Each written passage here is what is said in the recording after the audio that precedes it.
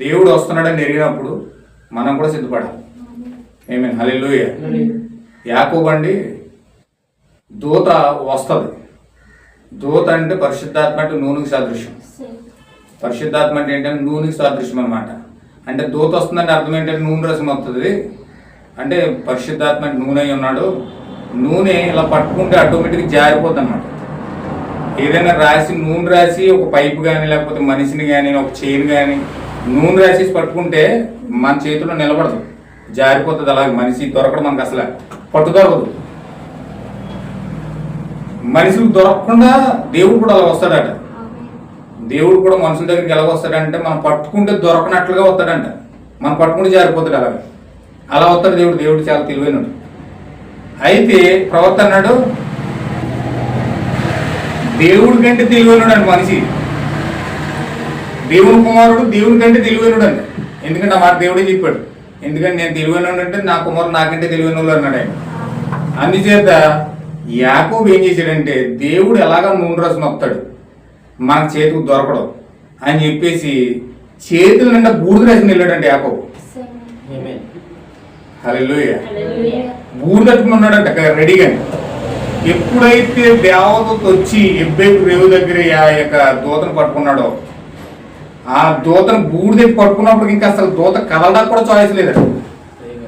ఇంక బతిమాలుకోవాల్సి వచ్చింది. దేవుడే మనిషిని బతిమాలుకోవాల్సింది. నన్ను వదలవే బాబు, తెల్లారిపోయింది, నన్ను వదిలే అంటాడంట.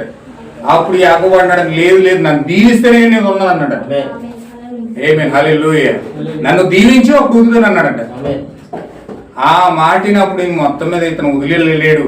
నేనే తెలివైన నాకంటే తెలివైన ఉన్నాడు ఇతను అని చెప్పి నిన్ను దీవిస్తున్నాను. ఇక్కడి నుంచి నీ పేరు యాకోబు కాదు, నీ పేరు ఇప్పటి నుంచి ఇశ్రాయేలు అన్నాడట. హల్లెలూయా. ఒక మోసగాడు దేవుని కుమారుడు అయిపోయాడు. ఒక మోసగాడు అండి దేనికోసం దేవునితో పోరాడాడు వ్యక్తి. దేవునితో పోరాడాలంటే దేవుని కూడా టెక్నిక్ తెలియాలి మనకు. ఆ టెక్నిక్ తెలియకపోతే దేవునితో మనం పోరాడలేము. ఎందుకంటే మనం ఎలాగ పట్టుకుంటామని తెలిసి ఆయన నూనె రాసి జారిపోతే ఎలా జారిపోతే అలా జారిపోతాడు ఆయన. అయితే మనం ఏం చేయాలంటే మన టెక్నిక్ తెలియాలి. ఆ టెక్నిక్ మన ప్రార్థన ఏ విధంగా చేయాలో ఆ టెక్నిక్ మనకు తెలియాలంటే వాక్యాన్ని సమీపించాలి. వాక్యాన్ని సమీపిస్తే అప్పుడు ఆ టెక్నిక్ మనకు తెలుస్తుంది అనమాట. అంటే దేవుడు ఏ రూపంలో వస్తున్నాడో ఆయన ఏ విధంగా పట్టుకోవాలి, ఏ విధంగా మన హృదయంలో చేర్చుకోవాలి. ఈ యొక్క ప్రాసెస్ అంతా కూడా వాక్యంలో ఉంది. ఈ ప్రాసెస్ వాక్యంలో ఉన్న ప్రాసెస్ని యాకోబు తెలుసుకున్నాడు కాబట్టి యాకోబు నూనె రసం వస్తాడు, ఆ చేతి పట్టుకుంటూ జారిపోతాడు. అందుచేత మనం అలాగైతే కుదరదని చెప్పేసి ఇతను బూడిద తట్టుకుని వెళ్ళాడు. ఈ కాలమే ప్రవక్త అన్నాడు నూనె అంటే పరిశుద్ధాత్మ సాదృశ్యం అయితే బూడిద అనగా అర్థం ఏంటంటే పశ్చాత్తాపం అన్నాడు. ఆమేన్, హల్లెలూయా. బూడిద అంటే ఏంటండి పశ్చాత్తాపం అన్నాడు. అందుకే యోబు బూడిదలో కూర్చున్నాడు అని చెప్పి ఉంటుంది బైబిల్లో. బూడిదలో ఎందుకు కూర్చున్నాడు అంటే అతను పశ్చాత్తాపడుతున్నాడు, ఏడుస్తున్నాడు. తన జీవితం కోసం ఏడుస్తున్నాడు, తన పాపాల కోసం ఏడుస్తున్నాడు, తన యొక్క దేవుని సమీపించే వరకు కూడా పశ్చాత్తాపడుతూనే ఉన్నాడు. మన కన్నీటి విరిగి నలిగిన హృదయం అంటే దేవుని పరలోకంలో ఉండలేడంట. ఏ వ్యక్తి అయితే విరిగి నలిగిన హృదయంతో ప్రార్థన చేస్తా ఉన్నాడో ఆ ప్రార్థన విని దేవుడు సింహాసనం కూర్చుని ఉంటాడట. వెంటనే సింహాసనం దిగి వచ్చేస్తాడండి ఆయన. హల్లెలూయా. బూడిదనకి అర్థం ఏంటంటే పశ్చాత్తాపంతో కూడిన ప్రార్థన. ఎప్పుడైతే అలాంటి ప్రార్థన మనం చేస్తా ఉన్నామో దేవుడు ఇంకా సింహాసనం కూర్చులేడండి. అంత ఇష్టమైనవి పశ్చాత్తాపంతో కూడిన ప్రార్థన అంటే అంత ఇష్టం దేవునికి, అంత ఇష్టం అండి.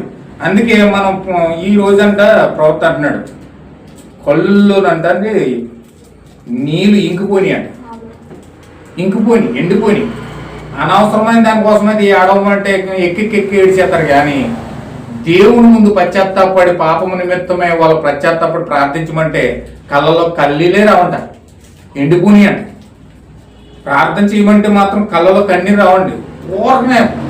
ఊరకనే ఒక ఎందుకు పనికిరాని దానికోసం ఏడవమంటే ఊరకనే ఏడిచేస్తారు.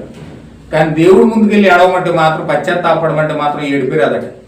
ఒక ఆయన అంటే నా దగ్గరికి వచ్చి ఎంత ప్రార్థన చేసినా నువ్వు నీ కళ్ళు రావట్లేదండి, నీరు రావట్లేదండి, ఏం చేయాలి భాస్కర్ అంటున్నాడు. నేనేం చేస్తాను, ఎంత ప్రార్థన చేసినా నీళ్ళు రావట్లేదట. అంటే నీళ్లు రావట్లేదంటే లోపల ఏదో కార్యం జరగలే. లోపల కార్యం జరిగితేనే కళ్ళలో నీళ్ళు వస్తాయి. ఆయన చేసిన పశ్చాత్తాపం, ఆయన చేసిన కార్యం కానీ, ఆయన చేసిన కృపాకార్యం కానీ, ఆయన వాక్యం మన హృదయంలో ఎప్పుడైతే తెరవబడతాదో అప్పుడు కళ్ళలో నీళ్ళు వస్తాయి. దేవుణ్ణి తలుచుకుంటూ ఏడుస్తున్నాను. 2015లో దేవుడిని దర్శించాడు. 2015లో దేవుడు దర్శించినప్పుడు నేను ఏం చేశానంటే, అప్పటి వరకు నేను దేవుడి ముందు ఏడవలేదు. నా వ్యక్తిగత సమస్యల కోసం ఏడిచాను తప్ప ఎప్పుడు దేవుడి ముందు ఏడలేదు.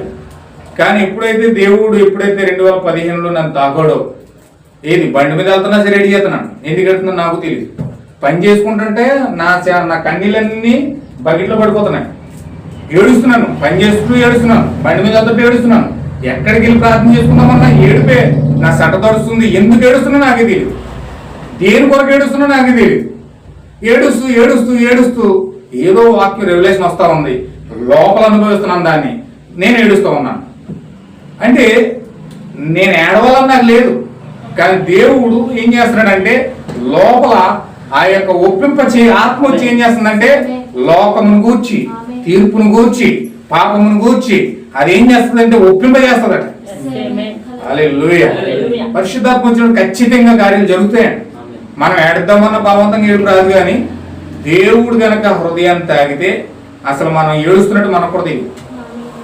అలా ఏడుస్తాం, ఎందుకంటే అది పశ్చాత్తాపం, దేవుడు ఇచ్చిన పశ్చాత్తాపం. దాన్ని దేవుడు ఇష్టపడుతున్నాడు. విరిగి నలిగిన హృదయంతో ఎవరైతే ప్రార్థిస్తారో వారి కోసం ఆకాశం నుంచి చూస్తూ ఉంటాడట. ఆయన వాళ్ళ మీద దృష్టి పెట్టి వాళ్ళని గమనిస్తూ ఉంటాడంట, చూస్తూ ఉంటాడంట, వారినే చూస్తూ ఉంటాడంట. ఎందుకంటే ఆ దృష్టి అంతా కూడా, దేవుడి దృష్టి అంతా కూడా ఎవరి మీద ఉందంటే ఎవరైతే పశ్చాత్తాపడి వారి జీవితాలతో ప్రార్థిస్తున్నారో, మొరపెడుతున్నారో ఆయన కనుదృష్టి ఎల్లప్పుడు కూడా వాళ్ళ మీదే ఉంటుందట.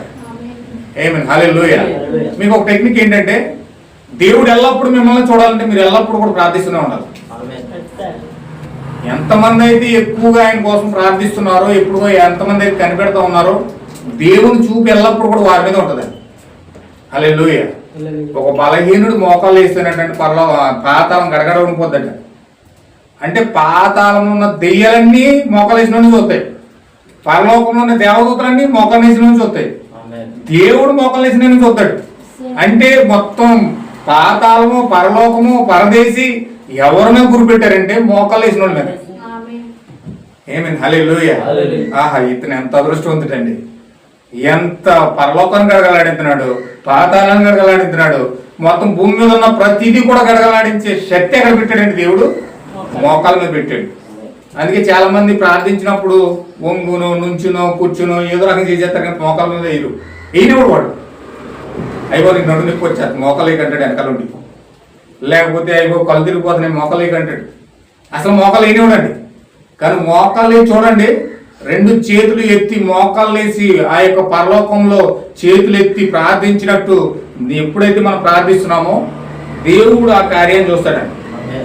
ఈ కాలమే ప్రవర్తన మోకాలకి అర్థం ఏంటంటే 2 చేతులు పైకి ఎందుకు ఎత్తుతామంటే, చూడండి ఒక దేశంలోని మిలిటరీ వాళ్ళకి బోర్డర్ దాడుతున్నాం అనుకోండి, బోర్డర్ దాటుతున్నప్పుడు అవతల సైనికుడు ఎవరికి వచ్చేసాడు అనుకోండి, అవతల సైనికుడు ఎవరికి వచ్చేసాడు, అటువంటి సైనికుడు దొరికేసాడు అనుకోండి, వెంటనే గన్న పెట్టి హ్యాండ్స్ అప్ అంటాడు. అంటే చేతులు పైకి ఎత్తమని. అతను ఎప్పుడప్పుడు హ్యాండ్స్ అప్ అన్నాడంటే 2 చేతులు పైకి ఎత్తేసి మోకాలు వేసేయాలి. అలాగా మోకాలు వేసి ఎప్పుడైతే 2 చేతులు పైకి ఎత్తి దాని అర్థం ఏంటంటే పూర్తిగా ఈ ఇతర వ్యక్తికి సరెండర్ అయిపోయాడు అనమాట. అతను ఎప్పుడైతే సరెండర్ అయిపోయాడో అతను కాల్చడం. ఒకవేళ అతని చేతులు పైకి ఎత్తకుండా ఆ విధంగా మోకాలు లేకుండా గర్విష్టిగా అలాగే నిలబడేటండి ఒకరు కాల్చేస్తాడు, చంపేస్తాడు. కానీ ఎప్పుడైతే 2 చేతులు పైకి ఎత్తి మోకాలు వేసేసాడో అతను కాల్చడం. వెంటనే వెనక్కి వెళ్ళి ఆ 2 చేతులు వెనకాల పెట్టేసి ఆ సంఖ్యలు వేసి అప్పుడు బందీగా తీసుకెళ్తాడు. అయితే ఈ కాలం ఎప్పుడు అవుతున్నాడు, నువ్వు ఎప్పుడైతే మోకరించి 2 చేతులు పైకి ఎత్తుతున్నావో నువ్వు దేవుడికి సరెండర్ అయిపోతున్నావు. అంటే నువ్వు దేవుడికి సరెండర్ అవుతున్నావు అని దానికి అర్థం ఏంటంటే నువ్వు చేతులు ఎత్తి మోకరించి ప్రార్థించడమే దేవుడికి సరెండర్ అవడం. హల్లెలూయా. అది ప్రార్థన అంటే అర్థం ఏంటంటే ప్రార్థన చేస్తే ఖచ్చితంగా చేతులు పైకెత్తాలి, మోకాలు వేయాలి. అంటే దాని అర్థం ఏంటంటే ఖచ్చితంగా దేవుడికి నేను సరెండర్ అవుతున్నాను. ఆయన ఆ ప్రార్థన ఎలా చేసినా కూడా దేవుడు ఆలకించేట, నుంచుని చేసేసిన, లేకపోతే కూర్చుని చేసేసిన, లేకపోతే పొడుగుని చేసేసిన. కొంతమంది ప్రార్థన ఎలా చేస్తారంటే మొత్తం తినేసి శుభ్రంగానే తాగేసి మోకాలు ఏడి మీరు ప్రార్థన ఎలా చేస్తారంటే బాగా మంచంలో కొడుకుని కళ్ళు మూసుకుని ప్రభువా ప్రభువా ప్రభువా దీవించి దీవించి అని చెప్పేసి అలాగే నిద్రలోకి వెళ్ళిపోతారు. ఇలాంటి వాళ్ళు కూడా ఉన్నారు. ప్రార్థన ఎలా చేస్తారంటే మంచం మీద చేసేస్తారు కొంతమంది మంచం కూడా దిగరు. కొంతమంది మంచం పక్కనే అలా ఒడిగిలేసి అలా కొన్ని 6 నిమిషాలు చేసి వెళ్ళిపోతారు. అలా కాకుండా ప్రార్థన అంటే కనీసం దేవుని గౌరవించే విధానం ఏంటంటే 2 చేతులు పైకెత్తి మోకరించి ఎప్పుడైతే మనం మినిమం 10 నిమిషాలు పైగా మనం ఎప్పుడైతే ప్రార్థన చేస్తామో ఆ ప్రార్థన బట్టి మనం కొంచెం సాటిస్ఫై అవుతాం. అది నిజమైన ప్రార్థన. ఆ ప్రార్థనలోనే దేవుడి వాల్యూ ఉంటుంది తప్ప కూర్చుని చేసినా పొడుకుని చేసినా నుంచుని చేసినా ఆలోచిస్తూ ప్రార్థన చేసినా ఆ ప్రార్థన ఏమాత్రం కూడా ఉపయోగం లేదు. హల్లెలూయా. అందుకే దేవుడికి సరెండర్ అవ్వాను, నేను దేవుడికి సరెండర్ అయ్యాను, దేవుడు నన్ను పూర్తిగా స్వాధీనపరుచుకున్నాడు అని చెప్పడానికి పూర్తి అర్థం ఏంటంటే నువ్వు 2 చేతులు పైకెడతావు, మోకరిస్తావు. అది నిజమైన ప్రార్థన. హల్లెలూయా. ఎంతమందికి అర్థమైందన్నమాట? చూడండి, ఇక్కడ మనం కొన్ని విషయాలు చూద్దాం. నా పేరు పెట్టబడిన నా జనులు తమను తాము తగ్గించుకొని ప్రార్థన చేసి నన్ను వెతికి తమ చెడు మార్గమును విడిచిన ఎడలా. అంటే ఒక ప్రార్థన చేయాలంటే మనకు తగ్గింపు ఉండాలి. ప్రార్థన చేయడం అంటే తగ్గింపు ఉండాలి. తగ్గించుకోకుండా ఒక వ్యక్తి ప్రార్థన చేయలేడు. 3 చేతులు పైకి ఎత్తి మోకాలు వేయడం మామూలు విషయం అండి. ఎంత తగ్గించుకుంటే మనం మోకాలు ఎత్తాం. ఏడు ముందు నేను మోకాలు వేయడం మీరు బాబు అనుకున్నాం అనుకోండి, వేయలేం, అవదది. లేకపోతే కాలు నొప్పుల కోసం, చేతి నొప్పుల కోసం, నడు నొప్పుల కోసం ఆలోచిస్తే మనం మోకాలు వేయలేం. వీటి కోసం ఆలోచించి దేవుడిని అగౌరవపరచలేము. మనం అగౌరవపరచకుండా ఉండాలంటే మనం తగ్గించుకుంటాం. నాకు నొప్పి వచ్చినా పర్లేదు, కాలు నొప్పి వచ్చినా పర్లేదు, చేతులు నొప్పి వచ్చినా పర్లేదు, లేకపోతే నడు నొప్పి వచ్చినా పర్లేదు, ఏ విధమైన కళ్ళు తిరిగిపోయి ఇక్కడ పడిపోయిన పర్లేదు. కానీ నేను మాత్రం దేవుని గౌరవిస్తాను, నేను మాత్రం దేవుని ప్రేమిస్తున్నాను అని దేవుడి ముందు నువ్వు కనుక తగ్గించుకునే అవకాశం నీకుంటే, నువ్వు తగ్గించుకుంటున్నావు అన్న దానికి రుజువు ఏంటంటే నువ్వు ఖచ్చితంగా మోకరించి ప్రార్థన చేస్తావు. హల్లెలూయా. మోకరించి ప్రార్థన చేయాలని నీకు తగ్గింపు ఉండాలి. నా పేరు పెట్టబడిన నా జనులు అంటున్నాడు ఆయన. ఎవరు తగ్గించుకుంటారంటే కేవలం ప్రభువైన యేసుక్రీస్తు నామాన్ని ధరించిన వారు మాత్రమే తగ్గించుకోగలుగుతారు. ఆ నామంలో తగ్గింపు ఉంది, ఆ నామంలో తగ్గింపు ఉంది, దీనత్వం ఉంది. ఆయన దీనుడు. ఆ యొక్క దీనత్వం నీకు ఎప్పుడైతే వచ్చిందో నీవు అప్పుడు నిన్ను నీవు తగ్గించుకొని ఆయన పేరు పెట్టుకున్నావు కాబట్టి నిన్ను నువ్వు తగ్గించుకుని ప్రార్థన చేసి దేవుణ్ణి వెతికి తమ చెడు మార్గాలు విడిచిపెడితే ఆకాశం నుంచి నేను వారిని చూసి వారి ప్రార్థన విని వారి పాపాలు క్షమించి వారి దేశమును స్వస్థపరచుదును. ఇప్పుడు దేశాన్ని స్వస్థపరుతాను అన్నాడు. దేశం అంటే ఒక మనిషి ఒక దేశమై ఉన్నాడు, ఒక హృదయమే ఒక దేశమై ఉన్నది, ఒక జీవితమే ఒక దేశమై ఉన్నది. ఇప్పుడు దేశాన్ని స్వస్థపరుతానంటే నిన్ను నడినెత్తిని మొదలుకొని అరికాలి వరకు కూడా నిన్ను ఏ కొంచెం కూడా వ్యాధులు లేకుండా బాధలు లేకుండా పూర్తిగా దేవుడు స్వస్థపరిచేస్తాడు. ఏమని? హల్లెలూయా. నీకు స్వస్థపరచబడే పూర్తి శక్తి అరికాలను మొదలుకొని నడినెత్తి వరకు దేవుడు నిన్ను స్వస్థపరచాలంటే నీవు ఏం చేయాలంటే నిన్ను నువ్వు తగ్గించుకొని ఆయన పేరు పెట్టుకొని నువ్వు ప్రార్థన చేస్తూ దేవుని వెతుకుతూ నీ చెడు మార్గాలన్నీ ఒప్పుకుంటూ పశ్చాత్తాపడుతూ ఎప్పుడైతే దేవుడు ప్రార్థన చేస్తా ఉన్నావో అప్పుడు నిన్ను ఆకాశం వైపు చూసి నీ పాపాలన్నీ కూడా క్షమించి నీ దేశాన్ని పరిపూర్ణంగా కూడా దేవుడు స్వస్థపడతాడు. హల్లెలూయా. ఏం చేయాలి? మనం ఏం చేయాలండి? కేవలం మనం తగ్గించుకుని ఆయన సన్నిధిలో ప్రభువుని వెతుకుతూ మన పాపాలు ఒప్పుకుంటూ ప్రార్థన చేయడమే చేయాల్సిన పని.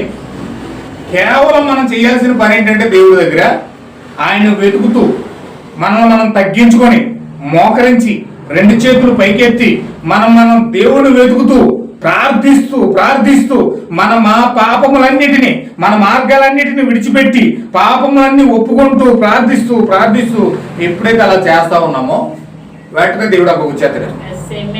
హల్లెలూయా. ఇలా చేయరని చాలా మంది వాళ్ళ పాపాలు ఒప్పుకోరు, వారిని వారు తగ్గించుకోరు. కానీ వాళ్ళు ఏం చేస్తారంటే ఊరంతా కోసం ప్రార్థన చేస్తారు, దేశాలన్నింటి కోసం ప్రార్థన చేస్తారు. వాళ్ళ కోసం, వీళ్ళ కోసం, వాళ్ళ కోసం, వాళ్ళ కోసం, అందరి కోసం ప్రార్థన చేస్తారు. కానీ వీళ్ళు మాత్రం పాపంకోరు, వీళ్ళు మాత్రం దేవుని దగ్గర సరి చేసుకోరు, వీళ్ళు మాత్రం దేవుని దగ్గర తగ్గించుకోరు, వీళ్ళ పాపాలు విడిచిపెట్టుకోరు, వీళ్ళ యొక్క కార్యాలు ఏమి విడిచిపెట్టుకోవడానికి ఇష్టపడరు. కానీ అందరి కోసం మాత్రం ప్రార్థన చేస్తారు. వీళ్ళు పెద్ద పరిశుద్ధులు అయిపోయినట్టు. హల్లెలూయా. వీళ్ళే పెద్ద పరిశుద్ధులు అయిపోయినట్టు ప్రార్థన చేస్తారు. కానీ దేవుని సన్నిధిలో వీళ్ళు ముందు వీళ్ళు కడుక్కొని, వీళ్ళు శుద్ధిపరచుకొని, వీళ్ళు ఎప్పుడైతే నిష్కలంకంగా దేవుడు పూర్తిగా వారి దేశానంతా కూడా స్వస్థపరిచే వరకు కూడా దేవుడి దగ్గర కనిపెట్టి ప్రార్థించి మొరపెట్టరు. ఆమేన్. హల్లెలూయా. అంటే మనం చేయాల్సిన పని ఇది.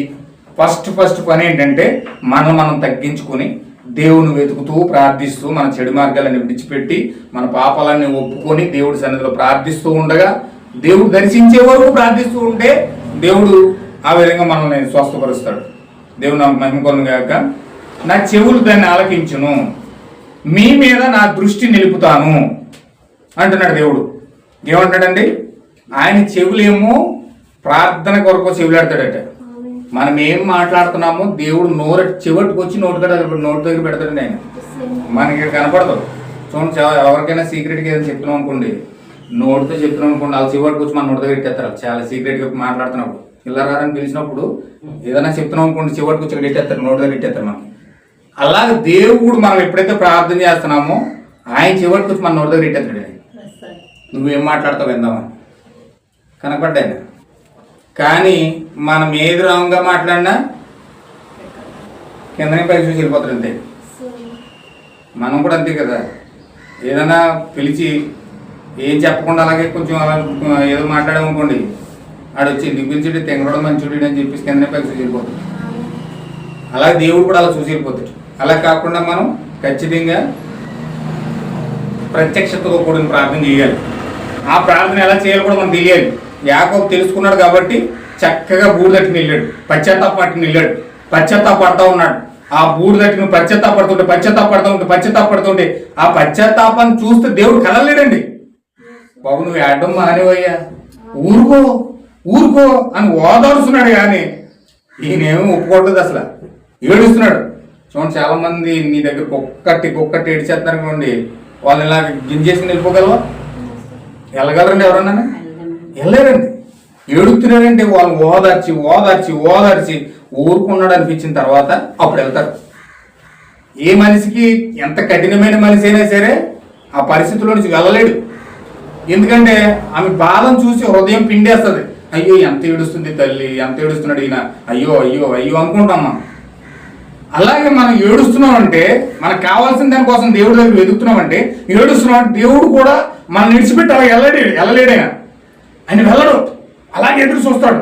అలాగే అక్కడ నీకు ఉండిపోతాడు. ఆయన ఊరుకోవయ్యే యాకోబు, ఊరుకో అన్నాడు. కానీ ఎంత ఊరుకోబెట్టినా ఊరుకుంటా. లేదు, నన్ను దీవించాలి, నా పాపం ఏమైనా ఉందా, నా శాపం ఏమైనా ఉందా, నేను అబద్ధాలు ఆడానా, నేను మోసం చేశానా, నేను సమస్యను ఒప్పుకుంటున్నాను, అన్ని నేను ఒప్పుకున్నాను, దయచేసి నన్ను క్షమించు ప్రభువా. నా మాంగారిని మోసం చేశాను నేను, నా తండ్రిని మోసం చేశాను నేను, నా అన్నయ్యని మోసం చేశాను నేను, నా తల్లిని మోసం చేశాను నేను, ఎన్నోసార్లు అబద్ధమాడాను నేను, చాలా భయంకరమైన మోసగాడిగా జీవించాను. అయ్యో నన్ను క్షమించు ప్రభువా.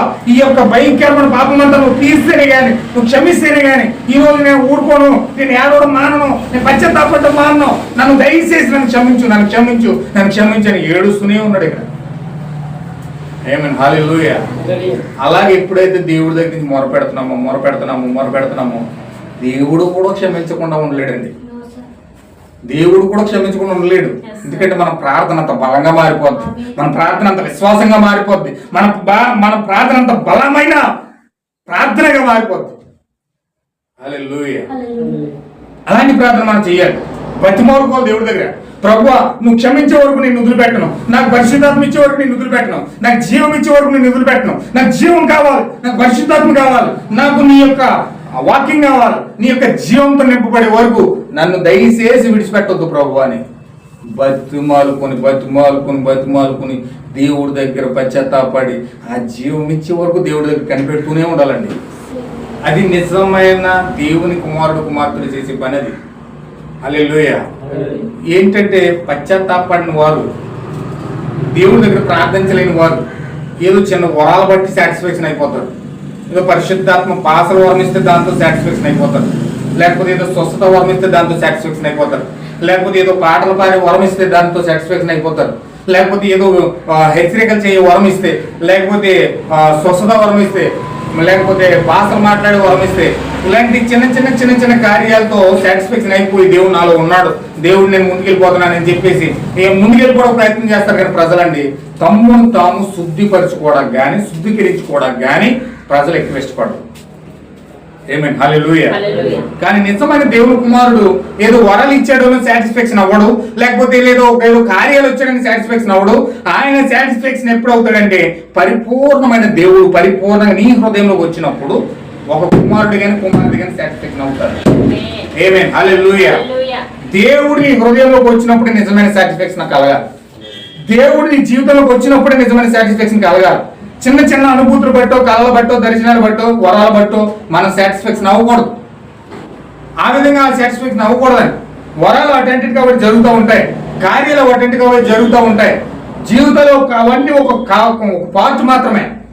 కానీ దేవుణ్ణి పరిపూర్ణంగా పొందుకోవడం అనేది ఒక అసహ్యతమైన కార్యం. అది ఎప్పుడైతే ఆ కార్యం మన జీవితంలో జరిగిందో అప్పటి వరకు నువ్వు సాటిస్ఫాక్షన్ అవ్వకూడదు.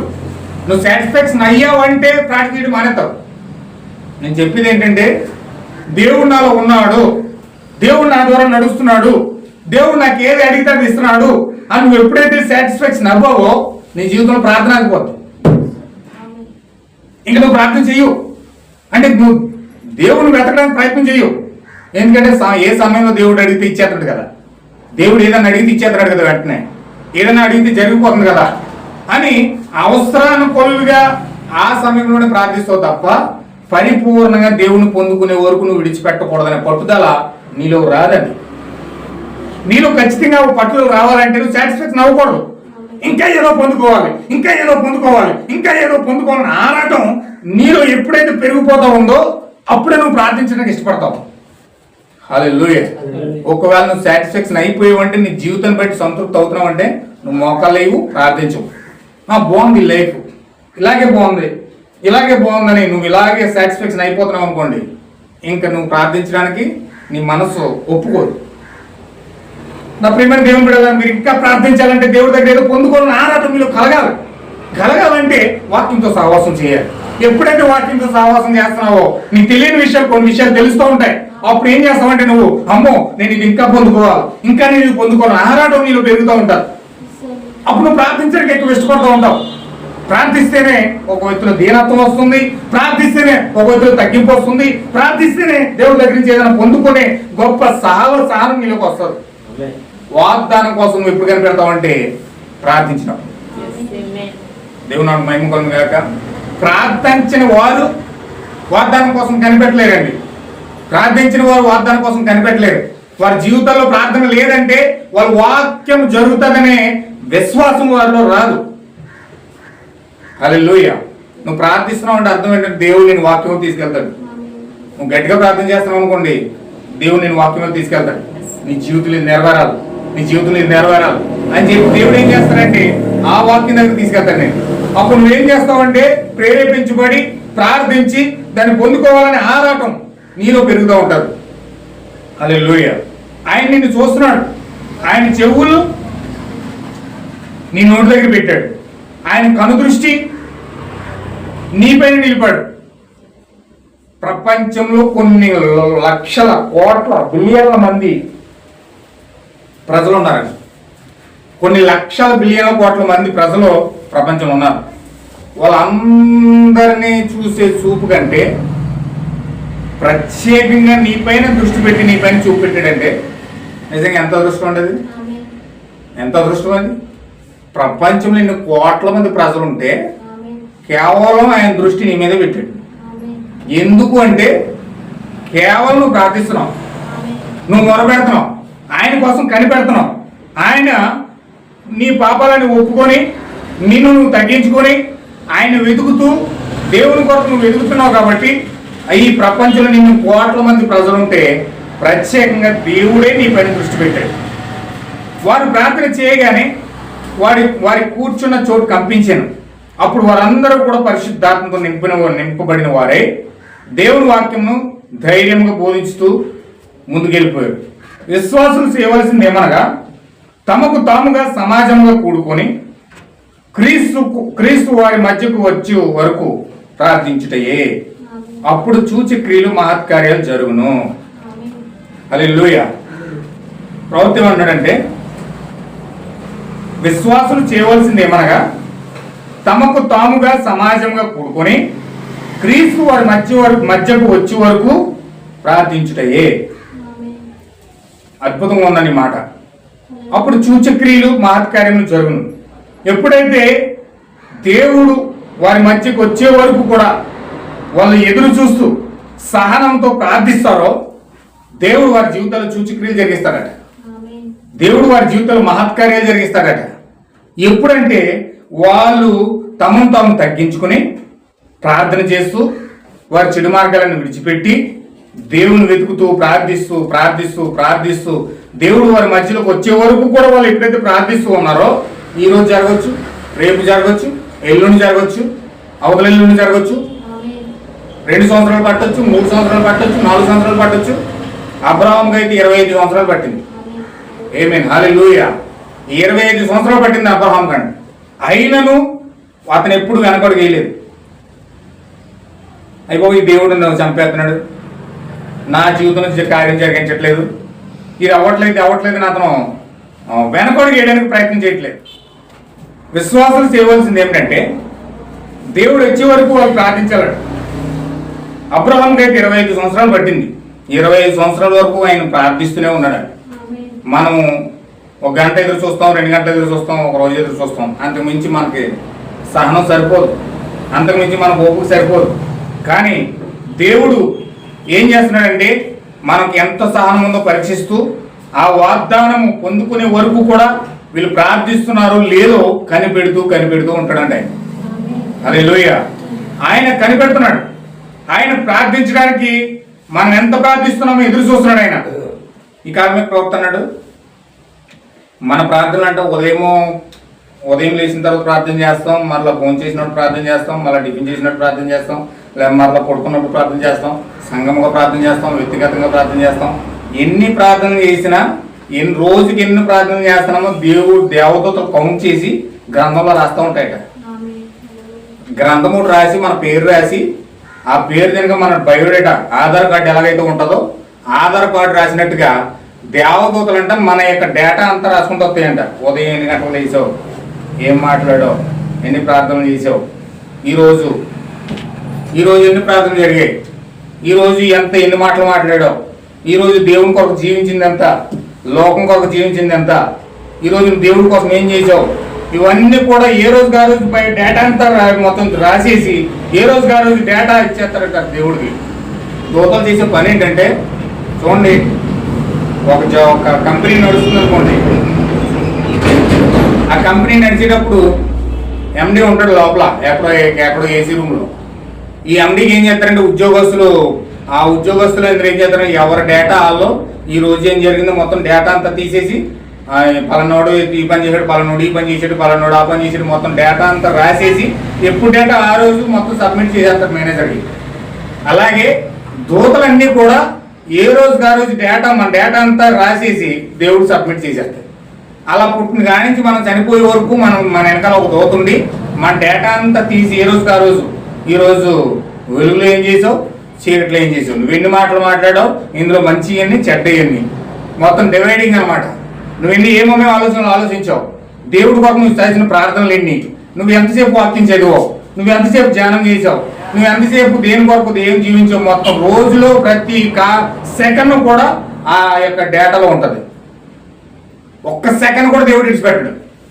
అన్ని కూడా మొత్తం డేటా అంతా ఫిలప్ చేసి దేవుడికి ఇచ్చేస్తారు. ఏ రోజుకి ఆ రోజు జరుగుతుంది దేవతలు చేసే పని అది. హల్లెలూయా. అయితే ఈ రోజు మన ప్రార్థనలన్నీ లెక్కించబడుతున్నాయి. గొప్ప విషయం ఏంటంటే మన ప్రార్థనలన్నీ లెక్కించబడుతున్నాయి. ఎన్నిసార్లు దేవుడి కొరకు ప్రార్థన చేశామో ఆ ప్రార్థనలన్నీ లెక్కించబడుతున్నాయి. నువ్వు ఎంతగా ఎదురు చూస్తున్నావో నీ ప్రార్థన చెప్తుంది. నువ్వు దేవుడి కొరకు ఎంతగా ప్రార్థిస్తున్నావో నీ ప్రార్థన చెప్తుంది. ప్రార్థన చేశాను ఎవరైనా, నేను డినామినేషన్లోకి వెళ్ళి కూర్చుంటే ఎవరైనా ప్రార్థన చేశారంటే ఆ ప్రార్థన ఎంతసేపు ఆ పాస్టర్ కోసము, లేకపోతే వాళ్ళ సంఘం కోసము, లేకపోతే వాళ్ళ కుటుంబం కోసము, లేకపోతే వాళ్ళ బంధువుల కోసము, లేకపోతే ఆ మీటింగుల కోసము, లేకపోతే ఆ రోగుల కోసము, అన్ని కార్యాలు చేసిన కార్యాలన్నీ నోటంట మాటలే కనపడతాయి. కానీ ఒక్క క్షణము కూడా వారి జీవితాల్లో ప్రభువా నీవు నా జీవితంలోకి రా, నీవు నా హృదయంలోకి రా, నీవు వస్తేనే నేను బ్రతుకుతాను విశ్వాసంతో చెప్పిన మాట ఒక్క మాట కూడా కనపడదు. విన్నారండి? మీరన్నా విన్నారా? ఎక్కడైనా మీరన్నా విన్నారు? అలాగా మీరు ప్రార్థిస్తే గంటలు దొరబడి ప్రార్థించే వాళ్ళు ఉన్నారు. ఎవరు ప్రార్థించినా వాళ్ళ కోసం వీళ్ళ కోసం ప్రార్థిస్తారు. కానీ ప్రభువా నా జీవితంలోకి రా అని బలంగా ఆహ్వానించి ఒక వ్యక్తి అయినా మీ జీవితంలో ఎవరినైనా చూసారా? నేను అడిగే ప్రశ్న ఇది. ఎవరైనా కనపడుతున్నారు మీ జీవితంలో వ్యక్తి బలంగా నా జీవితంలోకి రా, నువ్వు లేకపోతే నేను బ్రతకలేను, నువ్వు లేకపోతే ఒక అడుగు కూడా వేయలేను, నీవే నాకు కావాలి, నీవే నాలో కూడా నడిపించు ప్రభువా అని బలంగా అడిగిన వాళ్ళు ఎవరు కనపడరు. ఎందుకంటే ఆయన ఆహ్వానించడం తక్కువ, ఇతరుల కోసం చేసేది ఎక్కువ. ఈ విధమైన ప్రార్థన.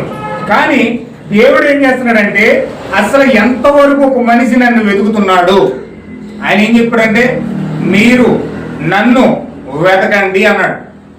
ఏమన్నాడండి? ఆయన ఏం చెప్పాడంటే మొట్టమొదటిగా చెప్పిన మాట ఏంటంటే మీరు ఫస్ట్ పోకుండా నా ఎదుకు రండి, అప్పుడు నేను మీ ఎదుకు వస్తాను అన్నాడండి. ఫస్ట్ నా ఎదుకు రండి, అప్పుడు నేను మీ ఎదుకు వస్తాను అన్నాడు. మీ పూర్ణ హృదయంతో నన్ను వెతికితే మీరు నన్ను కనుగొంటారని చెప్పాడు.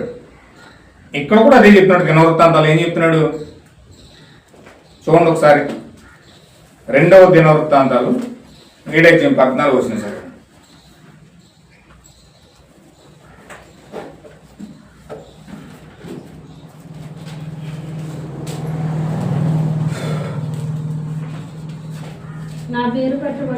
నా పేరు పెట్టబడిన నా జనులు తమ్మును తాము తగ్గించుకుని ప్రార్థన చేసి ఏమన్నాడండి? వెతకమన్నాడా? నన్ను వెతకి తమ చెడు మార్గములను విడిచిన ఎడల ఆకాశము నుండి నేను వారి ప్రార్థన విని వారి పాపములను క్షమించి, ఇదన్నమాట. ఆ తర్వాత ఆయన ఏం చేస్తున్నాడు చూడండి. ఈ స్థలమందు చేయబడు ప్రార్థన మీద నా కనుదృష్టి ఉంచి నా చెవులు దానిని ఆలకించును. అదనమాట. అంటే ఆయన ఆలకించాలంటే, ఆయన చెవులు ఆ ప్రార్థన మీద పెట్టాలంటే, ఆ స్థలంలో నువ్వు చేస్తున్న ప్రార్థన మీద ఆయన కనుదృష్టి పెట్టాలంటే నువ్వేం చేయాలంటే ఆయన వెతకాలి, వెతుకుతూ ఉండాలి. వెతుకుతూ ఆ వాక్యంలో ఆయన వెతుకుతూ నువ్వు ఎప్పుడైతే నువ్వు తగ్గించుకొని ఆ చెడు మార్గాలను విడిచిపెట్టి నువ్వు ప్రార్థిస్తూ దేవుని వెతుకుతా ఉన్నావో దేవుడు నిన్ను ఆ స్థలంలో దర్శిస్తాడు. హల్లెలూయా. దేవుడు నిన్ను ఆ స్థలంలో దర్శిస్తాడు. ఆ దర్శించినప్పుడు మీరు విశ్వాసులు చేయవలసింది ఏంటంటే తమకు తాముగా సమాజముగా కూడుకొని క్రీస్తు వారి మధ్యలోకి వచ్చే వరకు కూడా వాళ్ళు ప్రార్థించాలంట. అప్పుడు వాళ్ళ మధ్యలో వాళ్ళకి సూచక్రియలు జరుగుతాయి, మహత్కార్యాలు జరుగుతాయి. నాకేం జీవితంలో ఏం జరగట్లేదు ఏంటి అని నువ్వు అనుకుంటున్నావు. నా జీవితంలో ఏం జరగట్లేదు, నా జీవితంలో ఏ సూచక్రియలు లేవు, ఏ మహత్కార్యాలు లేవు, ఏ అద్భుతాలు లేవు, ఏ స్వస్థతలు లేవు, ఏ కార్యాలు కూడా నా జీవితంలో జరగడం నేను చూడలేకపోతా ఉన్నాను బాధపడుతున్నావేమో. ఖచ్చితంగా నువ్వు అలా బాధపడవలసిన అవసరం లేదు. నువ్వు ఆయన ప్రార్థిస్తూ ఆయన వెతికి నీ పాపాలన్నీ ఒప్పుకొని నిన్ను తగ్గించుకొని 2 చేతులు పైకెత్తి మోకరించి ప్రార్థిస్తూ ఆయన కోసం కనిపెట్టి చూడు, దేవుడు నీ జీవితంలో కార్యం చేస్తా ఉన్నాడు. హల్లెలూయా. నువ్వు చింతపడవలసిన అవసరం లేదు, అధైర్యపడవలసిన అవసరం లేదు. దేవుణ్ణి కేవలం ప్రార్థిస్తూ వెతుకుతూ నిన్ను నువ్వు కనిపెడుతూ ప్రార్థించే నీ జీవితంలో కార్యాలు జరగకుండా ఏ దెయ్యం ఆపలేదు. హల్లెలూయా. ఏకముగా కూడి ప్రార్థించుటే సంఘమునకు శక్తి. ప్రవక్త ఏమన్నాడంటే చూడండి, 4వ తరగతిలో కథ ఉంటుందండి. ఓ తండ్రి ఏం చెప్పాడంటే 4 అన్నదమ్ములు ఉంటారు. 4 అన్నదమ్ములు ఏం చేస్తారంటే ఆస్తులు కాడో స్థలాల కాడో లేకపోతే బంగారం కాడో రకరకాల మాటలు వచ్చి ఏం చేస్తారంటే ఆడి ముఖం అటు ఇటు ముఖం ఎట్టు తూర్పుకి పడమరకి ఉత్తరానికి దక్షిణానికి వెళ్ళిపోతాయి మొక్కలు. ఈ చూస్తూ ఉన్నాడు. ఆ కుటుంబాల మధ్యలో ఆ భార్యలు వచ్చిన తర్వాత వాళ్ళు గొడవలు పెట్టేసుకుని నలుగురు నాలుగు పక్కలకు వెళ్ళిపోయారు. రోజు చింతిస్తున్నాడు వాళ్ళ నాన్నగారు, చాలా బాధపడుతున్నాడు, ఏడుస్తున్నాడు. ఏంటి నా కుమారులు ఇలాగైపోయారు, నా పిల్లలు ఇలాగైపోయారు ఏంటని ఆలోచిస్తూ ఉండగా ఒక ఐడియా వచ్చింది ఆయన. ఒక ఐడియా వచ్చి ఏమన్నాడంటే, కుమారులారా మీతో నేను ఒక మాట్లాడాలి పర్సనల్గా, ఒక రోజు నా దగ్గర రండి అని చెప్పి వస్తా ఒక్కొక్కడు ఒక్కొక్క కర్రముక్క తెచ్చుకోండి అన్నాడు. వస్తా ఒక్కొక్కడు ఒక్కొక్క కర్రముక్క తెచ్చుకోమన్నాడు. అందరూ కూడా కర్రముక్కలు తెచ్చుకున్నారు. ఆ కర్రముక్కలు తెచ్చుకున్న తర్వాత అందరూ కూడా నలుగురు 4 కర్రలు తెచ్చుకున్నారు. అప్పుడు ఆ పెద్ద కుమారుని పిలిచి, నాన్న నీ చేతిలో ఉన్న కర్రను ఇరు అన్నాడు. ఇరమంటే ఆ కర్ర ఇలా పెట్టి ఇలా అందరూ కలిపి ఇరిపోయింది. రెండోడు ఇరమన్నాడు, రెండోడు ఇరిచాడు, రెండోడు 2 ముక్కలు అయిపోయింది, మూడోడు అలా 4 ఇరిచేసాడు. ఇరిచేసిన తర్వాత అప్పుడు ఆ నాన్నగారు ఏమన్నాడంటే, నాన్న ఆ ఇరిచేసిన 4 ముక్కలు తీసుకున్నాడు. నలుగురు కొడుకులు 4 ముక్కలు తీసుకుని ఆ చేతిలో పెట్టుకుని ఎరమన్నాడు. అదేమి ఎరగట్లేదు, ఎంత ట్రై చేసినా సరే 4 ముక్కలు ఎరగట్లేదు. ఎరగకపోతే అప్పుడు రెండోడికి ఇచ్చాడు, మూడోడికి ఇచ్చాడు, నలుగురు ఎరగలేకపోయారు. చూసావా నాయన, ఐక్యతలో ఎంత సత్తు ఉంది. మీరు నలుగురు కలిసి ఉంటే మీ దగ్గరికి ఎలాంటి పడగొట్టే శక్తి, ఎటువంటి ప్రాబ్లం వచ్చినా సరే మీరు ఇరిగిపోరు. ఒక్కడగా ఉంటే ఎలా ఇరిగిపోరు, మీరు అలాగే పతనం అయిపోతారు. అందుచేత మీరు దయచేసి నలుగురు కలిసి ఉండండి, భేదాభిప్రాయాలు పెట్టుకోవద్దు. ఎలాంటి భేదాభిప్రాయాలు పెట్టుకున్నా మీరందరూ కుటుంబస్తులు. ఒకటిగా ఉండి మీ కుటుంబాన్ని నడిపిస్తేనే ఈ విధంగా ఐక్యతగా ఉంటుంది, ఎవడో ఏం చేయలేడు. కానీ వేరువేరుగా ఉన్నారా, ఇలా ఇరిగిపోయినట్టు మీ కుటుంబాలు ఇరిగిపోతాయని చెప్పి ఒక మంచి సమయ స్ఫూర్తిని ఆ కుమారుడు నేర్పించాడు తండ్రి. అప్పుడు నేర్పించిన తర్వాత అప్పుడు అర్థమైంది. అప్పుడు వాళ్ళందరూ నలుగురు 4 చేతులు పట్టుకుని చక్కగా సహవాసం చేయడం మొదలుపెట్టారు. ఇది 4వ తరగతిలో కథ. ఇది బైబిల్లో ఉంటుంది. సొలొమోను నడిపించిన కథ, సొలొమోను యొక్క జ్ఞానం అది. హల్లెలూయా, దేవుడు నాకు మహిమ కలుగును గాక. వింటున్నారండి?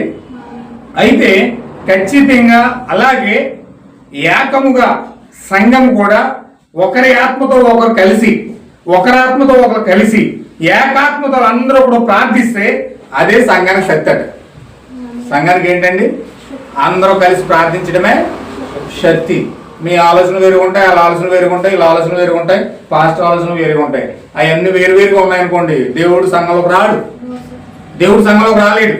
దేవుడు సంఘంలోకి వచ్చి మనం దర్శించాలంటే పాస్టర్ ఆలోచనతో మీ ఆలోచన కలిపి ఏకమవ్వాలి. హల్లెలూయా. లేక నా ద్వారా చెప్పినట్టు ఎల్లుల్లిపోయి అన్నట్టు ఉంటుంది. పాస్టర్ మంచి గంభీరంగా వాక్యం చెప్పి ఆమె అన్నాడంట, ఆమె ఎల్లుల్లిపోయి అన్నదంట. అలా అంటారు. అంటే పాస్టర్ వాక్యం చెప్తున్నా అంత ప్రయాసపడి వాక్యం కోసం ఆలోచించడం మానేసి ఇక్కడ ఎల్లుల్లిపల్లి కోసం ఆలోచిస్తున్నారు. అందుకే గబాలు ఏమన్నా తెలియక ఎల్లుల్లి పనేసింది. అలాగే మనం ఇక్కడ కూర్చున్నప్పుడు పాస్టర్ వాక్యం చెప్తున్నప్పుడు ఆ వాక్యంతో నువ్వు ఏకీభవించి దానికోసం ఆలోచిస్తూ ఎప్పుడైతే దేవుని యొక్క ఆత్మతో ఏకీకృతం అవుతావో దేవుని ఆత్మ దిగి వస్తారు. కానీ పాస్టర్ ఆలోచన ఒకటే, మీ ఆలోచన ఒకటి అనుకోండి, అక్కడ దేవుడు ఆత్మ పనిచేయదు. సంఘంలో శక్తి రావాలంటే, సంఘంలో పరిశుద్ధాత్మ శక్తి రావాలంటే, సంఘంలో పరిశుద్ధాత్మ శక్తి దిగి రావాలంటే, మనం ప్రార్థిస్తున్నప్పుడు శక్తి ఆ యొక్క పరిశుద్ధాత్మ బలంగా దిగి రావాలంటే మన అందరూ ఆలోచనలు ఒకటి అవ్వాలి. పాస్టర్ ఆత్మతో మీరు ఏకీభవించాలి. దేవుని మహిమ కలుగును గాక. ఇప్పుడు మీరు ప్రార్థించిన విధంగానే మనపైన ఉన్న ప్రభువు యొక్క ఆశీర్వాదంతోను మరియు ఆయన చిత్తానుసారంగా తదుపరి వారంలో ఆరాధనలు ఘనముగా జరగవాలని మనం ఆశిస్తాం. మీరు ప్రార్థించుటే మనము దీన్ని చేయుటకు గల ఏకైక మార్గం కేవలం మనలో ప్రతి ఒక్కరూ ప్రార్థించినా అది సహాయపడుతుంది.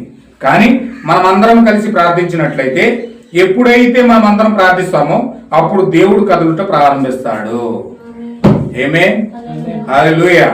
మనం ఎప్పుడైతే అందరం కలిసి ప్రార్థించడం మొదలెడతామో అప్పుడు దేవుడు కదలడం కూడా మొదలెడతాడు. అందుకే 10 మంది చేసిన ప్రార్థన, ఏ వ్యక్తికి అయితే స్వస్థత కావాలని ప్రార్థిస్తున్నామో దేవుడు ఇమ్మీడియట్గా వ్యక్తి స్వస్థపడతాడు. మనం ఎప్పుడైతే ఏ విషయం అయితే ఇక్కడ కలిపి మనసు కలిపి ఆత్మ కలిపి చెయ్య కలిపి ఎప్పుడైతే బలంగా ప్రార్థన చేస్తున్నామో ఆ ప్రార్థన ఏ వ్యక్తి కోసం అయితే ప్రార్థన చేస్తున్నామో ఆ వ్యక్తికి ఇమ్మీడియట్గా పనిచేస్తారంట. ఎందుకంటే ఐక్యత అంత శక్తి ఉంది, ఆత్మ అంత శక్తి ఉంది. అందరూ కూడా మనసు కలిపి ఏక మనసుతో ప్రార్థిస్తే, ఆత్మ కలిపి ఏకాత్మతో ప్రార్థిస్తే దేవుడు ఆ కార్యాన్ని సఫలీకృతం చేస్తాడంట. హల్లెలూయా. అంటే సంఘం అంత శక్తి ఉందండి. ఎక్కడైతే 2-3 కూడి ఆయన నామంలో ఏకీభవిస్తారో వారి మధ్యలో నేను ఉంటానని అందుకే ఇద్దరు చెయ్యి పట్టుకుని ప్రార్థిస్తే ఆయన అక్కడ దిగిపోతాడు. ఆ మనసు ఈ మనసు ఏకమై ఒకే దాని కోసం బలంగా ప్రార్థిస్తే దేవుడు అక్కడ దిగిపోతాడు. అందుకే భార్యాభర్తను పెట్టాడు దేవుడు. ఎందుకు భార్యాభర్తను పెట్టాడంటే విడివిడిగా ఎందుకు పెట్టాడంటే ఆదాము అవ్వ ఒకలే. ఏదేం తోటలో ఆదాము ఎవరో అవ్వ ఇద్దరు ఒకటే అండి. వాళ్ళిద్దరు ఏక శరీరం. ఆదాము యొక్క నడుములో ఉంది అవ్వ, బయటకు రాలా. అవ్వను ఎందుకు వేరు చేశాడంటే అవ్వను ఎందుకు పక్కన పెట్టాడంటే ప్రత్యేకపరిచాడంటే ఈ అవ్వ చెయ్య ఆదాము చెయ్యి కలిపి ఇద్దరుగా ఎప్పుడైతే ఏకీభవించి ప్రార్థన చేస్తారో మూడో వ్యక్తిగా దేవుడు దిగిపోతారు అక్కడికి. అంటే సహవాసం ఇవ్వడం కోసమే సహాయకురాలుగా దేవుడు ఆ అవ్వను బయటికి దిగొచ్చాడు. ఎందుకు? వీళ్ళిద్దరూ కలిస్తే బలంగా ఉంటారు, పడిపోరు. పురుషుడు సింగిల్ కూడా పడిపోతాడు, స్త్రీ సింగిల్ కూడా పడిపోతుంది. కానీ ఇద్దరు కలిసి ఉంటే ఏ దెయ్యం కూడా వాళ్ళు పడేయలేదు. ఎందుకంటే మూడో వ్యక్తిగా దేవుడు వాళ్ళ మధ్యలోకి వస్తాడు. హల్లెలూయా. అందుకే చాలా మంది భార్యను కోయిట పెడతారు, భర్తలు ఇక్కడ ఉంటారు. భర్తలు కోయిట వెళ్ళిపోతారు, లేదు భార్యలు ఇక్కడ ఉంటారు. ఎప్పుడైతే ఆ విధంగా ఉన్నారో అక్కడ పురుషుడు గాడి తెప్పేస్తాడు, ఇక్కడ భార్య గాడి తెప్పేస్తాడు. ఎన్నో జరుగుతున్నాయి. ఎందుకంటే పురుషుడు భార్య భర్తలు ఇద్దరు ఎప్పుడైతే బలంగా కలిసి ఉంటారో ఆ కలిసి ఉన్నని చెప్పి వాళ్ళ బలమైన కుటుంబంగా కట్టబడుతుంది అది. హల్లెలూయా. కానీ ఎప్పుడైతే వాళ్ళు దూరంగా ఉండడానికి ప్రయత్నం చేశారో వాళ్ళ మధ్యలో ఎడబాటు ఎప్పుడైతే వచ్చిందో దెయ్యం వాళ్ళ మధ్యలోకి ఆటోమేటిక్ ఎంటర్ అవుతుంది. దేవుడు ఏదైనా తోటలో అందుకే వేరు చేశాడు. ఎందుకు వేరు చేశాడంటే వాళ్ళిద్దరూ కలిసి చెయ్యగట్టుకు ప్రార్థిస్తే దేవుడు మూడో వ్యక్తిగా దిగొద్దాడని. కానీ ఈ యొక్క ఎడబాటు ఎక్కడైందంటే విడవకు తగిలిపోయింది. దెయ్యం ఏం చేసిందంటే దేవుడు కేవలం శరీరం నుంచి వేరు చేశాడు. సాతాను ఏం చేశాడు తెలుసండి? జీవితం నుంచి వేరు చేసి ఇలా చేశాడు. అంట జీవితం నుంచి వేరు చేసి విడవకులు ఇచ్చేసి ఇలా చేసేసాడు. ఎందుకంటే అక్కడ మొత్తం కఠినత్వం వచ్చేసింది. పాపం ఏదైనా జరిగేటప్పటికి నువ్వు వద్దు నాకు, ఇంకా నేను వెళ్ళిపోను ఇంకా అని అతను అంటాడు. ఆవిడ ఏదైనా పాపం చేసిందంటే అతను ఏదైనా పాపం చేసేదానికి అతను వద్దు, నాకు ఇంకొక అతను కావాలని చెప్పి ఇంకా విడాకులు తీసిన కోర్టుల ద్వారా వాళ్ళు రెండో పిల్లను మూడో పిల్లను చాలా మంది అయిపోతున్నారు. అందుకే యేసుక్రీస్తు పేతురుతో కొంతమంది శాస్త్రులు పరిచయం యేసుక్రీస్తు దగ్గరికి వచ్చి విడాకుల కోసం మాట్లాడుతున్నారు. విడాకులు ఇచ్చేద్దాం, విడాకులు ఎందుకు ఇచ్చాడు? మోసే మాకు విడాకుల పత్రం ఇచ్చాడు, దాన్ని బట్టి మేము విడిపోతున్నాం తప్ప అన్నాడు. విడాకులు తీసేసుకున్నారు. వీళ్ళు 2 పెళ్లి 3 పెళ్లి చేసేసుకుంటున్నారు. యేసుక్రీస్తు వచ్చి వాక్యం చెప్పడం మొదలు పెట్టాడు. ఏమైనా వాక్యం విడాకులు లేవయ్యా, విడాకులు తీసుకోకూడదు, దేవుని యొక్క వాక్య ప్రకారం విడాకులు లేవు బైబిల్లో, దయచేసి విడాకులు తీసుకోకండి అంటే ఏంటి అప్పుడు వచ్చేతనం? మాకు మోసే ఉన్నాడు, మోసే మాకు విడాకులు మంజూరు చేశాడు. భార్య నచ్చకపోతే విడాకులు తీసుకోమన్నాడు, భర్త నచ్చకపోతే విడాకులు తీసుకోమన్నాడు. నువ్వేంటి కొత్త వచ్చేతనం అని చెప్పి యేసుక్రీస్తు మీద తిరగబడ్డారు వాళ్ళు. అప్పుడు యేసుక్రీస్తు అన్నాడు, ఆది నుంచి ఇలా జరగలే, ఆది నుంచి ఇలా లేదు. అవ్వ తప్పు చేసిందని ఆదాం వదిలేలే, ఆమెను మరలా క్షమించి చేర్చుకుని ఆమె ద్వారా మరలా చేతునికి అన్నాడు. దేవుని ప్రాసెస్ ఏదైనా తోట అలా జరిగింది. కానీ మీ హృదయం యొక్క కాఠిన్యాన్ని బట్టే, మీ హృదయం యొక్క కఠినత్వాన్ని బట్టే మీకు మోసే విడాకులు మంజూరు చేశాడు. కానీ ఆది నుంచి అలా లేదు అని చెప్పి యేసుక్రీస్తు ఆజ్ఞ చెప్పాడు. అలా చెప్పినందుకు వాళ్ళ కోపాలు వచ్చేసినాయి. మాకు ఇష్టమైన పని చెయ్యొద్దంటావు నువ్వు అని చెప్పి యేసుక్రీస్తుని అసహన పడి కొట్టడానికి రాళ్ళు తీశాడు. దేవుని ఆమె మహిమకొలను గాక. అంటే కఠినత్వం వచ్చేస్తుంది లోపల, భయంకరమైన కఠినత్వం. ఎందుకు? వీళ్ళు జీవితంలో వేరుగా ఉండమని ఆయన ఆదాములోంచి వేరు చేసి భార్యను వేరు చేస్తే మధ్యలో మూడో వ్యక్తిగా సాతాను ఎంటర్ అయ్యి వాళ్ళని ఏం చేశాడంటే పూర్తిగా జీవితం నుంచి వేరు చేసేసి మొత్తం విడగొట్టేసి 4 పెళ్లిళ్ళు 3 పెళ్లిళ్ళు చేసేసుకునేలా ప్రేరేపిస్తున్నాడు. నా ప్రియమైన సహోదరులారా, అలా లేవు బైబిల్లో, అలా లేవు. ఎప్పుడైతే ఐక్యత, ఎప్పుడంటే ఆ ఇద్దరు చెయ్య కలుపుకుని భార్య భర్త కలిపి చెయ్య పట్టుకుని వాళ్ళు ఎప్పుడైతే మోకరించి కుటుంబంలో ప్రార్థిస్తారో బలంగా, ఆ కుటుంబం చాలా బలంగా మారుతుంది. ఆ కుటుంబంలో దెయ్యాలే ఉండవు, ఆ కుటుంబంలో రోగాలే ఉండవు, ఆ కుటుంబంలో సమస్యలు ఉండవు, ఆ కుటుంబంలో ఏ విధమైన దానికి వాళ్ళు చోటుకోరు. ఎందుకని? వాళ్ళ ఐక్యత ఉంది, వాళ్ళలో సమాధానం ఉంది, వాళ్ళలో ప్రేమ ఉంది. వాళ్ళు దానిని బట్టి చెయ్య పట్టుకుని సిగ్గు విడిచి ఎంతో బలంగా దేవుడిని ఆహ్వానిస్తూ ప్రార్థన చేస్తూ ఉన్నారు. ఆమేన్, హల్లెలూయా. అది ఐక్యతలు అంత పొట్టుంది, ఐక్యతలు అంత బలం ఉంది. అందుచేత ఒక ఇద్దరి మధ్యలోనే అంత బలం ఉంటే మరి సంఘం అంతా కూడా ప్రార్థన చేస్తే, సంఘం అంతా ఒకే ఆత్మలోకి వచ్చి ప్రార్థన చేస్తే ఇంకెంతగా దేవుడు దర్శిస్తాడు, ఇంకెంతగా దేవుడు దాన్ని దీవిస్తాడు, ఇంకెంతగా దేవుడు ఆత్మతో నింపుతాడు అని. అందుకే సంఘం యొక్క శక్తి ఎక్కడ ఉందంటే ఐక్యతలో ఉంది, అందరూ కలిసి ప్రార్థించట్లో ఉంది. దేవుడు నాకు మహిమగలను గాక. మీరు ప్రార్థిస్తారా? మరి ఖచ్చితంగా మీరు ఎలాగైతే ఈ యొక్క ప్రార్థన అయిపోయిన తర్వాత మనం అందరం కలిసి ప్రార్థన చేద్దాం. ప్రార్థన అయిపోయిన తర్వాత మీ ఇళ్ళ దగ్గరికి వెళ్ళినప్పుడు కూడా నైట్ ప్రార్థన చేసుకున్నప్పుడు చక్కగా ఇద్దరు చెయ్య పట్టుకుని మోకరించి 2 చేతులు పైకెత్తి మీరు ఎప్పుడైతే ప్రార్థన చేశారో మీ మధ్యలో దేవుడు దిగొస్తాడు. ఖచ్చితంగా దేవుడు ఆ గృహంలో దిగొస్తాడు. దేవుడు ఆ గృహంలో కార్యాలు జరిగిస్తాడు ఖచ్చితంగా.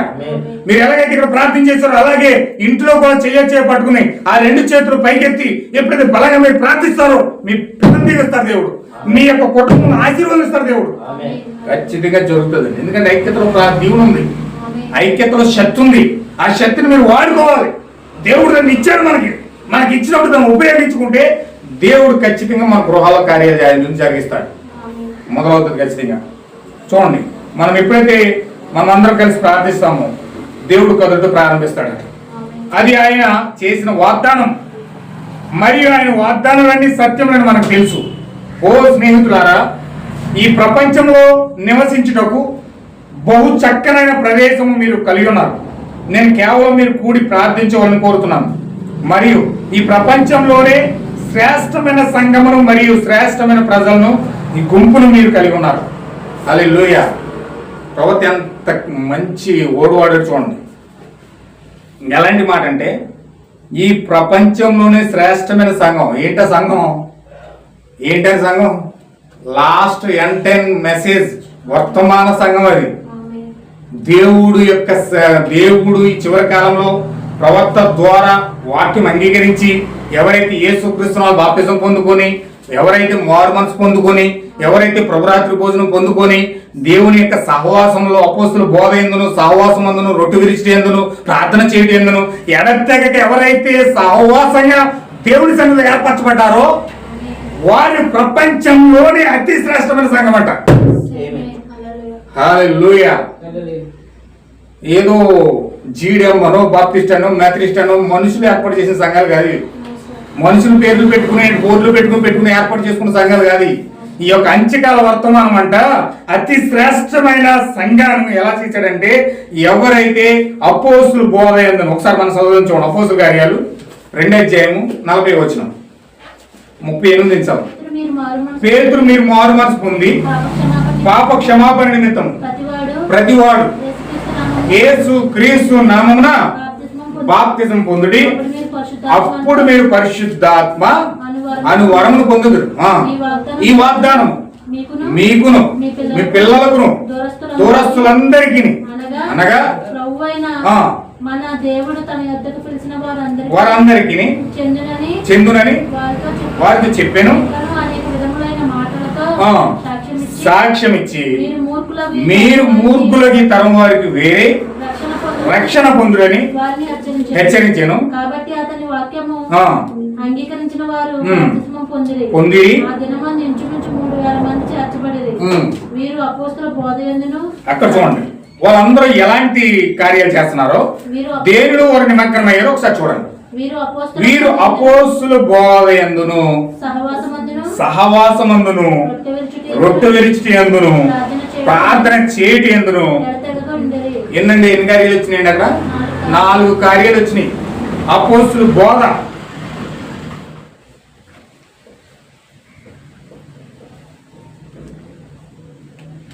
అపోస్తుల బోధ, సహవాసం,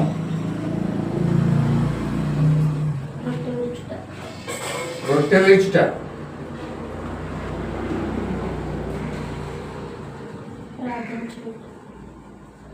ప్రార్థన చేయటం.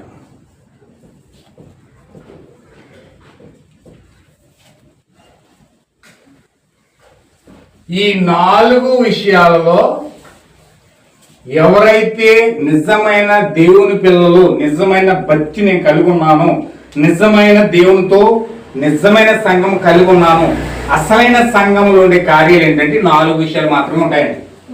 నిజమైన దేవుని సంఘము అని చెప్పుకోవడానికి బలమైన పునాది ఏంటంటే, ఒకటి అపోస్తుల బోధ, రెండోది సహవాసము, మూడోది రొట్టె విరిష్ట, నాలుగోది ప్రార్థన చేయడం. ఈ అపోస్తుల బోధలో 3 కార్యాలు ఉన్నాయి. ఈ 3 కార్యాలు ఏంటంటే, ఒకటి మారు మనసు,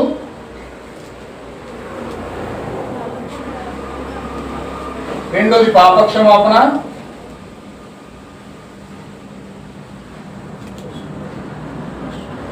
మూడోది పరిశుద్ధాత్మ. ఈ యొక్క అపోస్తుల బోధనకి అర్థం ఏంటంటే, ఈ 3 మారు మనసు పొందుకొని, పాప క్షమాపణ నిమిత్తం ప్రతివాడు యేసుక్రీస్తు బాప్తిజం పొందుకొని తర్వాత పరిశుద్ధాత్మ పొందుకుంటాడు. పరిశుద్ధాత్మ పొందుకున్న తర్వాత ఇతని సహవాసం మారుతుంది. ఎవరితో? పరిశుద్ధాత్మతో. అప్పటి వరకు పాస్టర్లతో సహవాసం చేసేయడేమో, అప్పటి వరకు మనుషులతో సహవాసం చేసేయడము, లేదా అప్పటి వరకు లేకపోతే రకరకాల వ్యక్తులతో సహవాసం చేసేయడము. కానీ ఎప్పుడైతే అపోస్తుల బోధలోకి వెళ్ళాడో, మారు మనసు పొందుకొని పాప క్షమాపణ పొందుకొని పరిశుద్ధాత్మ ఎప్పుడైతే పొందుకున్నాడో ఆ వ్యక్తి సహవాసం మారుతుంది. ఏ సహవాసం అంటే, అతను పరిశుద్ధాత్మతో సహవాసం చేస్తాడు. సహవాసం మనకు అర్థం ఏంటంటే, ఇద్దరు వ్యక్తులు కలిసి కూడి ఉండడమే సహవాసం. అంటే సహవాసం అంటే ఇక్కడ నువ్వున్నావు, పరిశుద్ధాత్మ ఉంది, నీవు పరిశుద్ధాత్మ కలిపి ఇద్దరు ఒకే ఓడలో ఉండడమే సహవాసం. అంటే ఒక పడవలో ఇద్దరు ఉన్నారు. ఒక పడవలో ఇద్దరు అంటే, ఒక వ్యక్తి నువ్వు, ఒక వ్యక్తి పరిశుద్ధాత్మ, ఇద్దరు కూడా కలిసి ఒక దోణిలో నడవడమే సహవాసమైంది. సహవాసం అనగా నువ్వు డైరెక్ట్ నేరుగా పరిశుద్ధాత్మ, నన్ను దేవుడితో సహవాసం చేస్తావు. దేవుడితో ఎప్పుడైతే సహవాసం చేసావో రొట్టె విరుచుట, ఇంకా రొట్టె అనగా వాక్యమే అన్నది. రొట్టె అనగా వాక్యం. వాక్యం ఎప్పుడైతే పరిశుద్ధాత్మ నీలోకి వచ్చిందో, వాక్యం నీలో బయలుపరచడం స్టార్ట్ అవుతుంది. వాక్యం నీలో బయలుపరచబడుతుంది. అంటే దేవుడు ఏ ఉద్దేశంతో వాక్యం రాయించాడో, దేనికోసం రాయించాడో సమస్యను కూడా నీకు తెల్లమవుతాయి అన్నమాట. అంటే నీకు ప్రతి వాక్యం కూడా పరిశుద్ధాత్మ తెలుస్తుంది. పరిశుద్ధాత్మ తెలుస్తుంది అనమాట. ప్రతి వాక్యం, దేవుడు ఏ వాక్యం ఎందుకు రాయించాడో, దేని వల్ల రాయించాడో, అసలు మన జీవితంలో ఏం జరగబోతుందో సమస్తము కూడా ఈ పరిశుద్ధాత్మ నీకు వాక్యాన్ని తేటతలం చేస్తాడు. ఎప్పుడైతే వాక్యం తేటతలం చేస్తుందో అప్పుడు నువ్వు వెంటనే ఏం చేస్తావంటే ప్రార్థనలోకి వెళ్తావు. వాక్యం నీకు బయలుపరచబడిన తర్వాత నువ్వేం చేస్తావు? ప్రార్థనలోకి వెళ్తావు. నీకు ఉదాహరణ చెప్తాను. ఒక ఉదాహరణ, ఒకరోజు యేసుక్రీస్తు చనిపోయి సమాధి చేయబడి తిరిగి లేచాడు. తిరిగి లేచిన తర్వాత ఈ అమ్మాయి మార్గంలోకి వెళ్ళి అక్కడ దారి పక్కన నుంచోమన్నాడు. ఆ దారి అంటే ఇద్దరు శిష్యులు ఏం చేస్తున్నారంటే, చాలా విచారంగా బాధపడి వేదన పడి వాళ్ళు వెళ్తా ఉన్నారు. వాళ్ళు వెళ్తా ఉన్నప్పుడు ఏం జరుగుతుందంటే, వాళ్ళు అలా బాధపడి యేసుక్రీస్తుతో మనం ఎంత తిరిగాము, సముద్రం మీద నడుస్తున్నప్పుడు ఆయన గద్దించాడు సముద్రాన్ని, చెట్టుతో మాట్లాడాడు, చెట్టు మాడిపోయింది, కుష్ఠరోలు కాలు ఇచ్చాడు, కుంటోలు కాలు ఇచ్చాడు, గుడ్డోలు చూపించాడు, చనిపోయి లేపాడు. ఆయనే దేవుడిని మనం నమ్మాం బలంగా, ఆయనే మన రాజు అనుకున్నాం. కానీ సడన్ గా ఏం జరిగిందో మనకు తెలియట్లే. మన రాజుని తీసుకెళ్ళి యూదులందరూ రోమీలు అప్పించారు, రోమీలు ఏమో చంపేశారు. మన స్థితి అయిపోయింది, మా బతుకు అయిపోయింది, మన జీవితాలు అయిపోయినాయి. ఎవడన్నా మనకు కనపడితే ఆ యేసుక్రీస్తుని చంపినట్లుగా మనం చంపేస్తారేమో, మన బతుకులు ఏంటని అల్లాడిపోతున్నారు, ఏడిచేస్తున్నారు. చాలా దుఃఖముఖం అయిపోయి చాలా భారంతో ఏడుస్తూ ఆ కార్యం మాట్లాడుకుంటూ దారిలో వెళ్తున్నారు, నడుచుకుంటూ వెళ్తున్నారు. నడుచుకుంటూ వెళ్తా ఉంటే వెనకాల మూడో వ్యక్తి వచ్చేసి ఈ భుజం మీద చెయ్యి, ఈ భుజం మీద చెయ్యేసాడు. హల్లెలూయా. అదే తమ్ముళ్ళు ఏం మాట్లాడుకుంటున్నారు ఏంటి? వచ్చి మాట్లాడుతున్నాడు. చూస్తేనేమో అంజుల్లాగా తలకేం పాక చుట్టాడు, కిందేమో పంచి కట్టాడు. చూడండి, పాతకాలంలో ముసలోడు ఉంటారు చూడు, ఒక తలపాకుడు కట్టి, ఒక పంచోడు కట్టి, ఒక టీ షర్ట్ వేసుకుని ఒక ఉంటారు చూడండి, అలాగే ఒక అంజుల్లాగా తయారయ్యాడు. ఒక రైతులాగా, బాగా చెప్పాలంటే ఒక రైతులా పారిపోడు. ఓ పారిపోయి వెళ్ళి ఆ భుజం మీద చెయ్యి, ఈ భుజం మీద చేసి, ఏంటి తమ్ముడు బాధపడుతున్నారు, ఏంటి ఏంటి ఏంటి మీ బాధ ఏంటి అని అడిగాడు. అప్పుడు ఏం బాధ ఏంటా, ఎంత ఇంకా భయంకరంగా యెరూషలేములో అంత జరిగితే నీకేం తెలీదా? బాధ ఏంటంటావేంటి? మా బోధకుడు, మా రాజు, మేము అనుకున్న ఒక మంచి దేవునిగా దిగి వచ్చిన శక్తి కలిగిన సామర్థ్యుడు ఆయన, మేము నమ్మి ఆయన వెంబడిస్తూ ఉంటే యూదులందరూ తీసుకెళ్ళి చంపేశారు. ఎంత భయంకరంగా క్రూరంగా చంపారు తెలుసా? ఆయన ఏ పాపం చేయలేదండి, ఏ తప్పు చేయలేదు, దొంగతనం చేయలేదు, ఏ పాపం చేయలేదు. ఆయన నేను బందిపోటు దొంగను తీసుకెళ్ళి చంపేశారు. ఎంత భయంకరమైన ఘోరమైన కార్యం. యెరూషలేము చరిత్ర నీకు ఏం తెలీదా? ఏ ఊరు మంది అంటున్నారు వీళ్ళు. అప్పుడు ఆయన ఏమన్నాడు తెలుసా అండి? ఒకసారి చదువుదామా, బైబిల్ తీద్దాం. లోకా సువార్త 24:13. ఇదిగో దినమందు ఆమె దూరంలో ఉన్న అమ్మాయి అనే ఒక గ్రామమును వెళ్ళుచు జరిగిన ఈ సంగతులన్నిటిని గూర్చి ఒకరితో ఒకరు సంభాషించుచుండేది. వారు సంభాషించుచు ఆలోచించుకొనిచుండగా యేసు తానే దగ్గరికి వచ్చి వారితో కూడా నడిచాను. అయితే వారు ఆయన గుర్తుపట్టలేకుండా వారి కన్నులు మూయబడింది. ఆయన మీరు నడుచుచు ఒకరితో ఒకరు చెప్పుకున్న ఈ మాటలు ఏమని అడుగుగా వారు దుఃఖముఖులై నిలిచిరి. వారిలో క్లయోప అనువాడు యెరూషలేములో బస చేయుచుండి ఈ దినముల్లో అక్కడ జరిగిన సంగతులు నువ్వు ఒక్కడివే ఎరుగవా అని ఆయన అడిగారు. ఆయన అవి ఏవని వారిని అడిగినప్పుడు వారు నజరేయుడని యేసును గూర్చినన్న సంగతులే. ఆయన దేవుని ఎదుటను ప్రజలందరి ఎదుటను క్రియలోను వాక్యంలోను శక్తి గల ప్రవక్త అయి ఉండేను. మన ప్రధాన యాజకుడును సిలువేయించితురో నీకు తెలియదా? ఈయనే అని మేము నిరీక్షించాము. ఇదిగాక ఈ సంగతులు నేటికి 3 దినములు అయ్యింది. అయితే మాలో కొందరు స్త్రీలు తెల్లవారగానే సమాధియతకు వెళ్లి ఆయన దేహమును కానక వచ్చి కొందరు దేవదూతలు తమకు కనబడి ఆయన బతికి ఉన్నాడని చెప్పి మాతో చెప్పి మాకు విస్మయం కలుగు చేశారు. మాతో కూడా ఉన్న వారిలో కొందరు సమాధియతకు వెళ్లి ఆ స్త్రీలు చెప్పినట్టు కనుగొనేది కానీ ఆయన చూడలేదని ఆయనతో చెప్పారు. అందుకు ఆయన అవివేకులారా, ప్రవక్తలు చెప్పిన మాటలన్నిటినీ నమ్మని మందమతులారా, వాళ్ళని ఎలా తిడుతున్నాడు చూడండి. అందుకు ఆయన అవివేకులారా, ప్రవక్తలు చెప్పిన మాటలన్నిటినీ నమ్మని మందమతులారా, క్రీస్తు ఇలాగూ శ్రమపడి తన మహిమలో ప్రవేశించుట అగత్యము కదా అని వారితో చెప్పి మోసేయు సమస్త ప్రవక్తలను మొదలుకొని లేఖనములన్నిటిలో తమను గూర్చిన వచనములను భావమును వారికి తెలిపాను. ఇంతలో తాము వెలుచున్న గ్రామం దగ్గరికి వచ్చినప్పుడు ఆయన ఇంకా కొంత దూరం వెళ్ళినట్లు అగబడగా వారు సాయంకాలం కావచ్చినది, ప్రొద్దు గుంకినది, మాతో కూడా ఉండమని చెప్పి ఆయనను బలవంతం చేసిరి గనుక ఆయన వారితో కూడా ఉంటకు లోపలికి వెళ్ళాను. ఆయన వారితో కూడా భోజనం కూర్చున్నప్పుడు ఒక రొట్టెను పట్టుకుని స్తోత్రం చేసి దాన్ని విరిచి వారికి పంచిపెట్టగా వారి కన్నులు తెరబడి ఆయనను గుర్తుపట్టింది.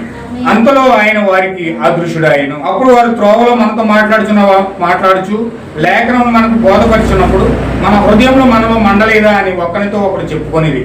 ఆ గడియలను వారు లేచి యెరూషలేము తిరిగి వెళ్ళగా ఇవన్నీ జరిగిన తర్వాత ఎప్పుడైతే ఆయన అదృశ్యుడై వాళ్ళకి కనపడకుండా వెళ్ళిపోయాడో, లేఖనాలంటే వారు ప్రత్యక్షపరిచాడో, వాళ్ళ వెంటనే వాక్యం తెరవబడి కన్నులు తెరవబడి పరిశుద్ధాత్మ పొందుకోవడానికి పెంతుకొస్తు అనే మేడగల్లోకి వెళ్ళిపోయారు.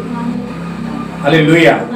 అంటే ఎప్పుడైతే పరిశుద్ధాత్మ వచ్చి యేసుక్రీస్తు వచ్చి వాక్యము పూర్తిగా వాళ్ళకి తెలియజేశాడో, లేఖనములు బయలుపరిచాడో, వెంటనే వాళ్ళు ఎక్కడికి వెళ్ళారో తెలుసా? మేడగల్లో పరిగెత్తిపోయారు. అంటే నువ్వు ఎప్పుడైతే మేడగదిలోకి వెళ్తావంటే, ప్రార్థన చేయడానికి ఎప్పుడైతే నువ్వు కదులుతావంటే, ఎప్పుడైతే నీకు ప్రార్థన చేయాలని ఆసక్తి పెరుగుతుందంటే, ఫస్ట్ నీకు అపోస్తుల బోధ రావాలి, మారు మనసు పొందుకోవాలి, పాప క్షమాపణ పొందుకోవాలి, పరిశుద్ధాత్మ పొందుకోవాలి, నువ్వు పరిశుద్ధాత్మతో సహవాసం చేయాలి. ఆ తర్వాత నీకు వాక్యం అనే యొక్క వాక్యం పరిపూర్ణంగా నీకు వాక్యం తెరవబడాలి. అప్పుడు నువ్వు ప్రార్థించాలనే ఆశతో ప్రార్థన గదిలో పరిగెడతావు. హల్లెలూయా.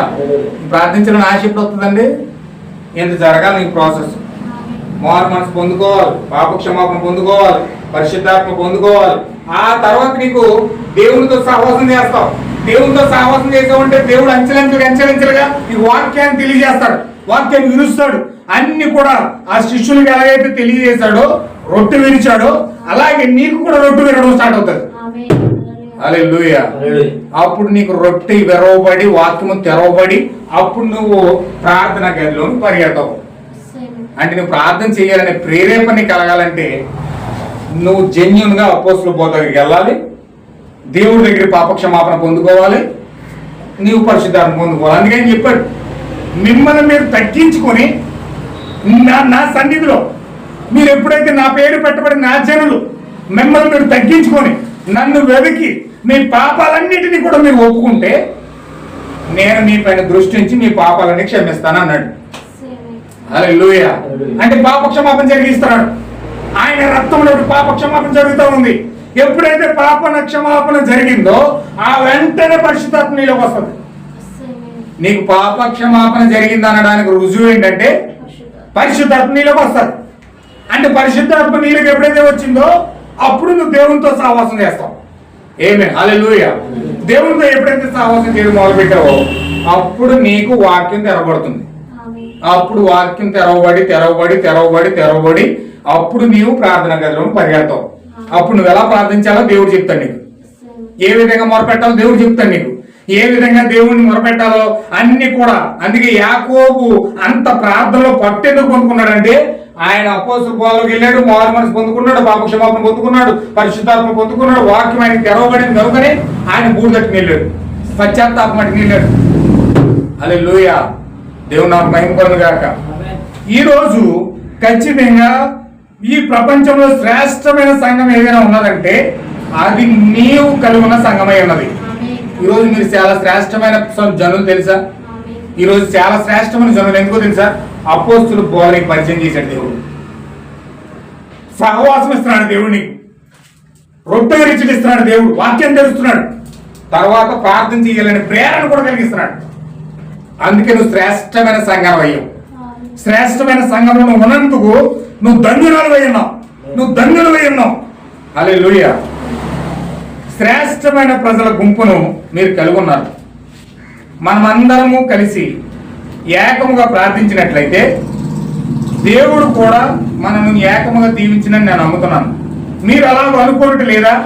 ఇప్పుడు మన ప్రయత్నము మనము ముందు ఉంచినట్లయితే ఆయన సఫలపరుచునని నేను నమ్ముతున్నాను. ఆమేన్. హల్లెలూయా. నువ్వు ఇలా కనుక చేసి నీ కోరిక కానీ నీ ప్రయత్నం కానీ నువ్వు దేనికైనా ప్రయత్నం చేస్తున్నావు అనుకో, నాకు ఇలా జరగాలి ప్రభువా అని నువ్వు ఆశపడుతున్నావు అనుకో, నువ్వు వెంటనే ఆ ఆశ, ఆ కోరిక, నీ ప్రయత్నము దేవుని ముందు ఉంచితేనంట వెంటనే సఫలమైపోతాడు. వెంటనే దాన్ని అనుమతిస్తాడు దేవుడు. దాన్ని వెంటనే నెరవేరుస్తాడట. ఎందుకని? నువ్వు ఆయన చిత్త ప్రకారంగా అపోస్తుల బోధలోకి వెళ్ళావు, మారు మనసు పొందావు, పాపక్షమాపణ పొందుకున్నావు, పరిశుద్ధాత్మ పొందుకున్నావు, దాని ద్వారా వాక్యం తెరవబడింది. ఆ తర్వాత నువ్వు ప్రార్థనలోకి వెళ్ళావు. ఆ ప్రార్థనలో మోకరించి ప్రభువా నేను పలానాది అనుకుంటున్నాను, నాకు ఇది చెయ్యి ప్రభు అని దేవుడి ముంగట నీ కోరిక, నీకు అవసరము దేవుడి ముందు తీసుకెళ్ళినప్పుడు దాన్ని ఓకే నీకు శాంక్షన్ చేస్తున్నానని చెప్పి దేవుడు ఇచ్చేస్తాడు. హల్లెలూయా. సపోజ్ ఎమ్మెల్యే గారు వస్తున్నారు అనుకోండి, ఒక విజ్ఞాపన పత్రం రాసుకుని నాకు ఇల్లు లేదండి అని ఒక లెటర్కి వెళ్ళి అక్కడ ఇచ్చామనుకోండి, ఆ లెటర్ నీకు ఓకే శాంక్షన్ చేస్తానని చెప్పి లెటర్లో సంతకం పెట్టేసి వెళ్ళి ఎంఆర్ఓకి ఇచ్చేయని చెప్పి అన్నాడు అనుకోండి, ఎంత ఆనందం ఉంటుంది, ఎంత సంతోషం ఉంటుంది చెప్పండి. ఇళ్ళ పట్టో లేకపోతే ఇల్లు లేకపోతే ఇంకేయో చాలా చాలా ఉంటాయి కదండి. ఆయన గబాలను సంతకం పెట్టేసి వెళ్ళి ఎంఆర్ఓ కాదు నేను చెప్పానని చెప్పు, వెళ్ళి నీకు ఇచ్చేస్తాడని చెప్పి మాట చెప్పాడు అనుకుంటాను ఎమ్మెల్యే, ఎంత సంతోషం వచ్చేస్తుంది. అలాగే దేవుడు కూడా మనం ప్రార్థన చేసినప్పుడు దేవుడు వస్తాడు. ఒక ఎమ్మెల్యే లాగా, ఎమ్మెల్యే కాదు ప్రధానమంత్రిలో వస్తాడు. ఒక ప్రధానమంత్రి వచ్చి నీ దగ్గరకు వచ్చి నీకు శాంక్షన్ చేస్తున్నా సంతకం పెట్టి నీకు ఇచ్చేయడనుకోండి, నీకు ఎంత ఆనందం ఉంటుంది. హల్లెలూయా. ఇప్పుడు ఆయన దాన్ని చేయడానికి రెడీగా ఉన్నాడట. ఈ వ్యక్తిని అద్దెకి తెచ్చారు, మంత్రి కొడుకు కాకపోవచ్చు. మీకు తెలుసా, అతడు ఈ చోటుకి వెళ్ళి ప్రజలపై మంత్రప్రయోగం చేసి వారు ఒక కుక్కల వలె మొరుగునట్లు చేసేవారిని మీరే పిలుచుదు. హిప్నాటిజం వ్యాధిగ్రస్తుల కొరకు నేను ప్రార్థించగా ఆ దెయ్యపాత్మ ఎక్కడ ఉందో నేను గ్రహించగలను. మరియు సాధారణంగా వారిలో కొందరిని మనం చుట్టూనే కలిగి ఉన్నామని మీకు తెలుసా. కాబట్టి క్రైస్తవులు ప్రార్థించినట్లు నువ్వు చేస్తే ఇప్పుడు అది అనగదొక్కబడుతుంది. ఇది మంచి మాట. ఒక నిజమైన క్రైస్తవుడు ప్రార్థించడానికి మోకరిస్తే ఆ చుట్టూ చాలా భయంకరమైన ఒత్తిడి ఉంటుందట. ప్రార్థించడానికి సాతానుడు ఏ విధమైన అనుకూల పరిస్థితులు అక్కడ ఉండనే ఉండండి. నిజమైన ప్రార్థించాలనే ప్రేరణ మన హృదయంలో కలుగుతుంది అనుకోండి, వెంటనే సాతానుడు చుట్టూ వాలేసేతాడు. ఎటువంటి ప్రార్థన పరిస్థితులు అక్కడ లేకుండా అసలు ప్రార్థించలేమేమో అన్న పరిస్థితి అక్కడ తీసుకొచ్చేస్తాడండి. నీ హృదయంలో ప్రార్థించాలనే ఆలోచన పుట్టగానే వాడు చేసే మొట్టమొదటి ప్రయత్నం అది. సాతానుడు ముందు నీ దగ్గరకు వచ్చేస్తాడు. ప్రార్థించాలని ఆశ వచ్చిందా వెంటనే చూడండి, ఇలా ఉపవాస ప్రార్థన పెద్ద పాము వచ్చేసింది. ఇక్కడికి పాము వచ్చేసింది. బ్రదర్ కొట్టకపోతుంది, కొడపం పెద్ద పాము ఊదేస్తుంది. అది ధైర్యంగా కొట్టేడు బ్రదర్. అంటే ఏదో గలిబిలి చేయడానికి, ఏదో అక్కడ పరిస్థితి అస్త్రాకుతం చేయడానికి. ఇళ్లలో ఏంటండి, మీరు మోకరించారంటే ఇంటి మీద కొబ్బరి కట్టుకోవడము, లేకపోతే ఏదో పడిపోవడము, పెద్ద సౌండ్, లేకపోతే చుట్టుపక్కల లేకపోతే కొట్టేసుకోవడము, లేకపోతే ఏదో గొడవ అయిపోవడము, లేకపోతే రకరకాలుగా పరిస్థితులు అయిపోతాయి. లేకపోతే ఇంట్లోని భార్య భర్తల మధ్య వచ్చేది అవసరం వచ్చి పిల్లలే అయిపోతారు, రకరకాలుగా అయిపోతారు. లేకపోతే ఏదో అవసరాలు వచ్చేస్తాయి, లేకపోతే ఏదో పరిస్థితులు వస్తాయి.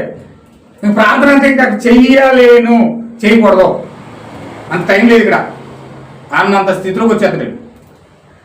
అలా తీసుకొచ్చేస్తాడు చేయమండి. కానీ జయించి వచ్చామంటే దేవుని కృపండి. నిజంగా ప్రార్థన చేస్తున్నామంటే ఎన్ని రకాల వెనకాల చీకటి శత్రులు పోరాడతాయో వాటన్నిటిని జయించి మనం ప్రార్థనా స్థలానికి వచ్చామంటే దేవుని కృపది. హల్లెలూయా. వాటన్నిటిని విడిపించి దేవుడు తీసుకొచ్చాడు ఇక్కడికి, లేకపోతే మనం రాలేమండి. ఈ దేనికని వెళ్తాడు కానీ ప్రార్థన మాత్రం అన్నాడండి. మోకరించి ప్రార్థన చేస్తున్నామంటే వాడు దడ చెమటలు పట్టేస్తాడికి. హల్లెలూయా.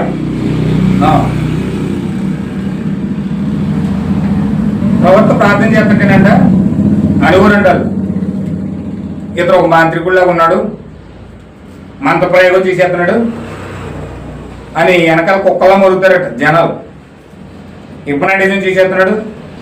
వ్యాధిగ్రస్తుల కోసం ప్రార్థన చేస్తా ఉంటే ఇలా భయంకరంగా మాట్లాడేవారట.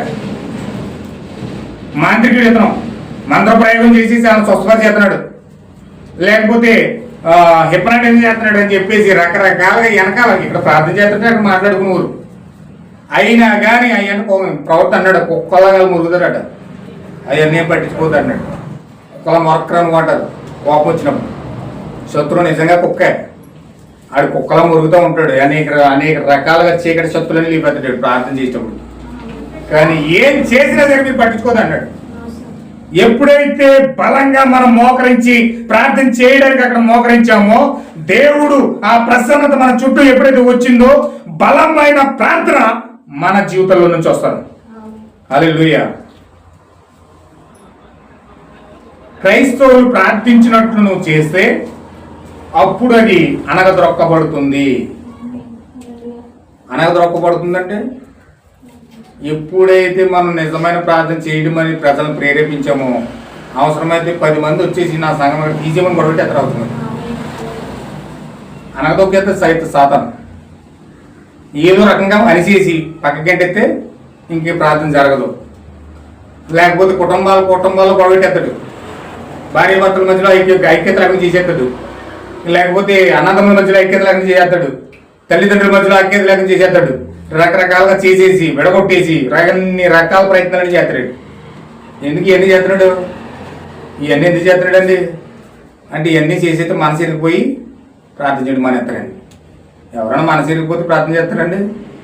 ఇంట్లో ఇద్దరు గొడవ చేయరండి, భార్య భర్తలు ఇద్దరు గొడవ అయిపోయింది కట్టుకొని ఓ పాస్టర్ గారు వచ్చి ప్రార్థన చేయాలనుకోండి, ఈ పాస్టర్ గారి పని పాట లేదు, ఇంత బాధ కలిగి లోపల ఉంటే ప్రార్థన చేయమంటాడు ఈయన అని చెప్పి లోపల ఎంత బాధ వస్తుందని మామూలు బాధ కాదు. ఎందుకని ఆ టైంలో అసలు ప్రార్థన చెయ్యాలని మనసే రాదు. ఎందుకంటే కోపంతో రగిలిపోతారు. భర్త మీద ఈమె, భార్య మీద అత్తడు, కోపంతో రగిలిపోతూ ఉంటారు. ఈ మధ్యలో పాస్టర్ ప్రార్థన చేయమని చేస్తారా? అసలు చేయను, చెప్పిన కోపం వచ్చారు. ఎందుకంటే అలా చేయకుండా మనసు ఇరిగిపోలే చేసేస్తాడు అనమాట. సాతాను చేసే పని ఏంటంటే ఆ యొక్క ప్రార్థన మనసు లేకుండా చేసేస్తాడు. అసలు ఇంకేదైనా తినమంటే తింటారు, తాగమంటే తాగుతారు, దెబ్బలాడుకుంటారు, వాక్యం చదవమంటే చదువుతారు, ఏదైనా చేయమని చేస్తారు. ప్రార్థన మాత్రం చేయరండి, చేయనివాడు వాడు. ఎందుకంటే దాని మనసే రానివాడు. మనసు వచ్చిందంటే ప్రార్థిస్తారు వాళ్ళు ఖచ్చితంగా, కానీ మనసు లేకుండా చేసేస్తాడు. అంతే అనదొక్కేస్తాడు అనమాట. ప్రార్థన అనగదొక్కుతాడు. అనగదొక్కి కనిచేస్తాడు. మీరు నిజంగా అనగదొక్కబడుతున్నారు అనుకోండి, దయచేసి మధ్యాహ్న కాల సమయంలో మోకరించి గట్టిగా పశ్చాత్తాపడి ప్రార్థన చేయండి. ఒకవేళ సాతాను మిమ్మల్ని కనుక అనిస్తే, ప్రార్థన చేయకపోతే, నిజమే ప్రభువా నా జీవితంలో ప్రార్థన లేదు, నేను ప్రార్థించలేకపోతున్నాను, దెయ్యం నన్ను అనిచేస్తుంది, ప్రార్థన లేక నా జీవితంలో విజయం పొందుకోలేకపోతున్నాను, ప్రార్థన లేక నా జీవితంలో దేవుడి దగ్గర నుంచి ఏదో పొందుకోలేకపోతున్నాను, ప్రభు నన్ను క్షమించు అని ఎప్పుడైతే మీరు బలంగా మోకరించి ప్రార్థిస్తారో ఖచ్చితంగా దేవుడు ఇక్కడ మీకు విడుదలిస్తాడు. ఆయన హల్లెలూయా. దేవుడు నా మహిమ కలుగును గాక. ప్రతి లోయ పోడ్చబడాలి. ఈ యొక్క మధ్యాహ్నం నగరంలో ఎక్కడ చూసినా వ్యభిచారం, మద్యపానం, సిగరెట్లు తాగే తల్లులు సిగరెట్లు తాగుతున్నారట, కుమార్తెలు నాట్యమాడుట, మెల్లు తిరిగిపోతారు కదా, డ్యాన్స్లు వేస్తారు కదా, మరియు అనైతిక జీవిస్తున్న పురుషులు, ఇవన్నీ ఈ పట్టణంలో పాపములు. ఓ దేవా, కానీ నేను దీన్ని పూర్తిగా గమనించి మార్చడానికి ప్రయత్నించాలని ఓ దేవా కానీ ఆలోచిస్తే ఉపయోగం ఏంటి? కానీ నేను గమనించినప్పుడు ఇక్కడ మరియు అక్కడ సమర్పించుకునే క్రైస్తవులు ప్రార్థనలు అనే చిన్న వెలుగును మాత్రం చూడగలిగితిని. హల్లెలూయా. ప్రవక్త అన్నాడు, వ్యభిచారం ఉంది, మిల్ తిరిగిపోయి డ్యాన్సులు ఉన్నాయి, విపరీతమైన తల్లులు సిగరెట్లు తాగుతున్నారండి, ఆడవాళ్ళు సిగరెట్లు తాగుతున్నారు. మీకు తెలుసా? భయంకరంగా సిగరెట్లు తాగుతారండి. ఆడవాళ్ళు ఎక్కువ తాగుతారు మగవాళ్ళ కంటే, భయంకరంగా తాగుతారండి. ఎక్కడో కాదండి, ఇక్కడే మన ఇండియాలో మన చుట్టుపక్కల జరుగుతుంది. నాట్యమాట, వ్యభిచారం, ఎక్కడ చూసినా పాపం, మద్యపానం, మందు, అనైతికమైన చర్యలు, ఇవన్నీ కూడా ఈయన ఏం చేస్తున్నాడంటే మార్చడానికి ప్రయత్నించాలి. ఎలా మార్చాలా వీళ్ళందరినీ కూడా అని ఆలోచిస్తూ ఉంటే ఆయనకి తట్టిన ఆలోచన ఏంటో తెలుసండి. ఎక్కడో నిజమైన పరిశుద్ధులు అంటే క్రైస్తవులు అనబడిన వారట, ఈ యొక్క బాప్టిజం పొందిన వారు, ఆ యొక్క మారు మనసు పొందుకుని, పాపక్షమాపణ పొందుకుని, పరిశుద్ధాత్మ పొందుకుని, వాక్యము తెరవబడి వాళ్ళు ప్రార్థన చేసి వాళ్ళు ఎక్కడో చిన్న వెలుగు అక్కడెక్కడ కనపడుతుందంట. అంటే ప్రార్థించి వాళ్ళు ఏమై ఉన్నారండి? వెలుగై ఉన్నారు. ఆహా, ఎంత అద్భుతమైన మాట ఇది. యేసుక్రీస్తు అన్నాడు, నేను వెలుగును అన్నాడు. లోకానికి వెలుగు నేనే అన్నాడు. ఇప్పుడు ఆయనకి అది వెలుగు. ఇప్పుడు ప్రార్థించే నువ్వే లోకానికి వెలుగై ఉన్నావు. దేవుడు నా మహిమ కలుగును గాక. నువ్వు ఒక వెలుగుగా మారాలి, నువ్వు ఒక దివిటిగా మారాలి, ఒక నక్షత్రంగా మారాలి. చీకట్లో చంద్రుడు సూర్యుడు కనపడ్డు, నక్షత్రాలే కనపడతాయి. అంటే ఆ సూర్యుడు చంద్రుడు లేకపోతే వెలుగు ఇవ్వడానికి నక్షత్రాలు వస్తాయి. హల్లెలూయా. అంటే నీవు ఈ యొక్క పాపపు ఊబిలో భయంకరమైన రోగము, మద్యపానము, వ్యభిచారము, భయంకరమైన నాట్యాలు, ఇంత భయంకరమైన పాపం లోకమాత వెళ్ళిపోతా ఉంటే, కొట్టుకోతూ ఉంటే వాటన్నిటిని మార్చడానికి చిన్న వెలుగెవరో కాదు, నువ్వై ఉన్నావు. హల్లెలూయా. ప్రార్థన చేసే ఒక వ్యక్తి దేవుని చేతిలో ఒక దివిటై ఉన్నాడు. నిజంగా నువ్వు దివిటిలో ఎరగాలంటే, అనేక మందికి వెలుగు ఇవ్వాలంటే నీ జీవితంలో పరిశుద్ధాత్మ ఉండాలి, వాక్యం తెరవబడాలి. అప్పుడు ప్రార్థిస్తావు. ప్రార్థించిన ఒక వ్యక్తి లోకానికి వెలుగై ఉన్నాడు. హల్లెలూయా. చూడండి, మరియు తమకు తాముగా దీన్ని చేయగలిగిన వారు ఎవరు ఏ ఒక్కరు లేరు. దీని కొరకు ప్రార్థించుటకు, ఆత్మలో ఐక్యముగా కూడి నిలుచుటకు, కలిసి ప్రార్థించుటకు మనందరినీ ఇది లాగుచున్నది. ఈ కూడికకు ముందుగా అనేక ప్రార్థనా కూడికలు, సంఘములు కలిగి ఉన్నామని సహోదరులు నాకు చెప్పుచూ ఉండేవారు. మరియు దాన్ని వరకు నేను ఎంతో కృతజ్ఞతను. అది మనం ఈ విధంగా ఏకముగా కూడి ప్రార్థించినట్లయితే అది పూర్తి వాతావరణాన్ని మార్చివేయను మనం ప్రార్థించినప్పుడు. హల్లెలూయా. అంటే ఎప్పుడైతే మనం ప్రార్థన చేస్తా ఉన్నామో మన వాతావరణం మారిపోద్ది, మన పరిస్థితులు మారుతాయి. అప్పుడు మనము దిగులుగా కూర్చోమండి. మా ఇంట్లో ఈ యొక్క సమస్య చుట్టూ, మా ఇంట్లో దెయ్యం వచ్చింది, మా ఇంట్లో చీకటి వచ్చింది, మా ఇంట్లో కష్టాలు వచ్చినాయి, మా ఇంట్లో పలానా బాధ వచ్చింది, మా ఇంట్లో సమస్య వచ్చిందని మనం కృంగిపోయి మనం కృంగ తీసుకుంటాకు మనం ప్రయత్నం చేయము. ఎప్పుడైతే మనం ప్రార్థన చేస్తామో అక్కడ వాతావరణం మారిపోతుంది. దేవుడు సహాయం చేస్తాడు, ఆయన దేవుడు అక్కడ దిగుతాడు. అందుకనే నా ప్రియమైన సహోదరులారా, ఖచ్చితంగా నేను చెప్పబోయే అంశం కొంచెం మీరు ఆలోచించండి. ఒక్క 5 నిమిషాలు నాకు టైం ఇస్తే నేను ముగిస్తాను. ఖచ్చితంగా ఈ విధంగా మనం ప్రార్థించాలంటే, ఈ విధంగా మనం చేయాలంటే ఖచ్చితంగా మనకు పరిశుద్ధాత్మ అవసరం. ఏంటి అవసరం అండి? అందరూ చెప్పాలి. పరిశుద్ధాత్మ అవసరం. ఆ పరిశుద్ధాత్మ ఎలా వస్తుంది? అపోస్తులుగా 2:38 చెప్తున్నాడు. మీరు మారు మనసు పొందుకొని, చదవండి ఒకసారి. అపోస్తులుగా 2:38. ఆ పరిశుద్ధాత్మ మనకు ఎలా వస్తా ఉంది? పేతురు, మీరు మారు మనసు పొంది పాపక్షమాపణ నిమిత్తం ప్రతివాడు యేసుక్రీస్తు నామమున బాప్తిజం పొందుడి, అప్పుడు మీరు పరిశుద్ధాత్మల వరమును పొందుతారు. పరిశుద్ధాత్మ వరం ఇస్తానంటున్నాడు. అంటే ఎప్పుడైతే మారు మనసు పొందుకొని పాప క్షమాపణ నిమిత్తం ప్రతివాడు ఎప్పుడైతే ప్రభువు యేసుక్రీస్తు నామమున బాప్తిజం పొందుకుంటా ఉన్నాడో అప్పుడు పరిశుద్ధాత్మని ఇస్తున్నాడు దేవుడు. ఈ పరిశుద్ధాత్మ వచ్చి దేవునితో సహవాసం ఇస్తా ఉంది. దేవునితో సహవాసం ఇచ్చినప్పుడు ఇప్పుడు వాక్యం తెరవబడుతుంది. వాక్యం తెరవబడినప్పుడు ప్రార్థనలోకి మనం వెళ్తా ఉన్నాం. హల్లెలూయా. ఇవన్నీ కార్యాలు వాళ్ళు చేయాలి. దేవుడు ఈ యొక్క కార్యాలు చేయడానికి ఒక సంఘాన్ని ఏర్పాటు చేశాడు. నిజమైన సంఘాన్ని ఇచ్చాడు. ఈ సంఘాన్ని అంతా నడిపించడానికి దేవుడు ఈ యొక్క సంఘంలో నిజమైన సంఘంలోనికి దేవుడు నడిపించడానికి దేవుడు ఒక ప్రవర్తన ఏర్పాటు చేశాడు. హల్లెలూయా. నేను వెళ్తాను అసలు సబ్జెక్ట్లోకి వెళ్తాను అనుకున్నాను. మీరు జాగ్రత్త కొంచెం గ్రహించండి. ఇప్పుడు 4 యొక్క కార్యాలు ఇవ్వడానికి, అపోస్తుల బోధన ఇవ్వడానికి, సహవాసం ఇవ్వడానికి, రొట్టె విరిచి ఇవ్వడానికి, ప్రార్థన చేయడానికి, దేవుడి 4 కార్యాల్లోకి ఒక వ్యక్తిని నడిపించడానికి దేవుడు ఒక ప్రవర్తక మార్గాన్ని ఇచ్చాడు. ఎవరికి ఇచ్చాడండి? ఒక ప్రవర్తకు ఆ కార్యాన్ని అప్పగించాడు. ఓ ప్రవర్త వచ్చి ఈ 4 కార్యాల్లోనే తీసుకెళ్లాలి. చూడండి ఒకసారి మలాకి గ్రంథం 4వ అధ్యాయం 5వ వచనం. యెహోవా నియమించిన భయంకరమైన మహాదినము రాకమునుపు నేను ప్రవక్త ఏలీయాను మీ యొద్దకు పంపుదును. నేను వచ్చి కొంచెం 4 నిమిషాలు హోరేబు కొండ మీద ఇశ్రాయేలులందరి కొరకై నేను నా సేవకుడైన మోషేకు ఆజ్ఞాపించిన ధర్మశాస్త్రమును దాని కట్టడలను విధులను జ్ఞాపకం చేసుకున్నాడు. యెహోవా నియమించిన భయంకరమైన అక్కడ ఏం చెప్తున్నాడంటే హోరేబు కొండ మీద ఇశ్రాయేలు అందరి కొరకే నేను నా సేవకుడైన మోషేకు ఆజ్ఞాపించినట్లు అంటున్నాడు. అంటే అక్కడ మోషే జ్ఞాపకం చేసుకుంటున్నాడు. హోరేబు కొండ మీద మోషే ఇశ్రాయేలు ప్రజలందరిని నడిపించడానికి అక్కడికి వెళ్తా ఉన్నాడు. ఆ హోరేబు కొండ మీదకి వెళ్తా ఉన్నాడు. ఆయన ప్రజలందరినీ అక్కడ తీసుకెళ్తున్నాడు.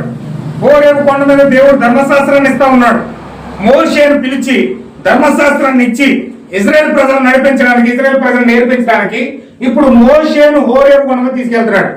ఎందుకు హోరేబు కొండ మీద తీసుకెళ్లాడంటే ఇశ్రాయేలు ప్రజలందరినీ కూడా ఈ యొక్క అపోస్తుల బోధలోనికి, సహవాసంలోనికి, రొట్టె విరుచుట అనే ఆ యొక్క వాక్యం తెరవబడట్లోనికి, ప్రార్థన చేయడం 4 కార్యాలు ఏ విధంగా ప్రజలకు నేర్పించాలో మోషేకి చెప్పడం కోసం దేవుడు మోషేను హోరేబు కొండ మీద తీసుకెళ్ళాడు. ఆమేన్. హల్లెలూయా.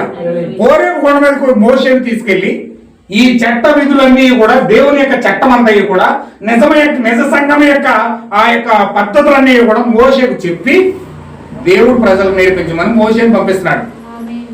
అయితే అక్కడ ఏం జరిగిందంటే మోషే ఎప్పుడైతే హోరేబు కొండ మీదకి వెళ్ళాడో వెంటనే వీళ్ళు ఏం చేశారంటే ఒక దూడను తయారు చేసుకుని అహరోనుని కంగారు పెట్టేసి, మోషే వెళ్ళిపోయాడు, మాకు కనపట్లేదు, ఏమీ కూడా తెలియదు, ఉన్నపోయి ఉన్నాడో చచ్చిపోయాడు మాకు అంత తెలియదు అని చెప్పి ఏం చేస్తారంటే మా కొరకు ఒక దూడను చేపించారు, మేము ఆ దూడను ఆనందం చేస్తామని చెప్పి వీళ్ళందరూ ఆ యొక్క ప్రజలందరూ కూడా ఒత్తిడి చేసినప్పుడు అహరోను ఏం చేయడంటే, సర్లే మీరు ముక్కులు ఎట్టుకున్నాయి, ఆ చెవులు ఎట్టుకున్నాయి, ఆ మెల్ల వేసుకున్నాయి, మీ కాళ్ళు పెట్టుకున్నాయి, అన్ని నా దగ్గర తీసుకురండి అని చెప్పాడు.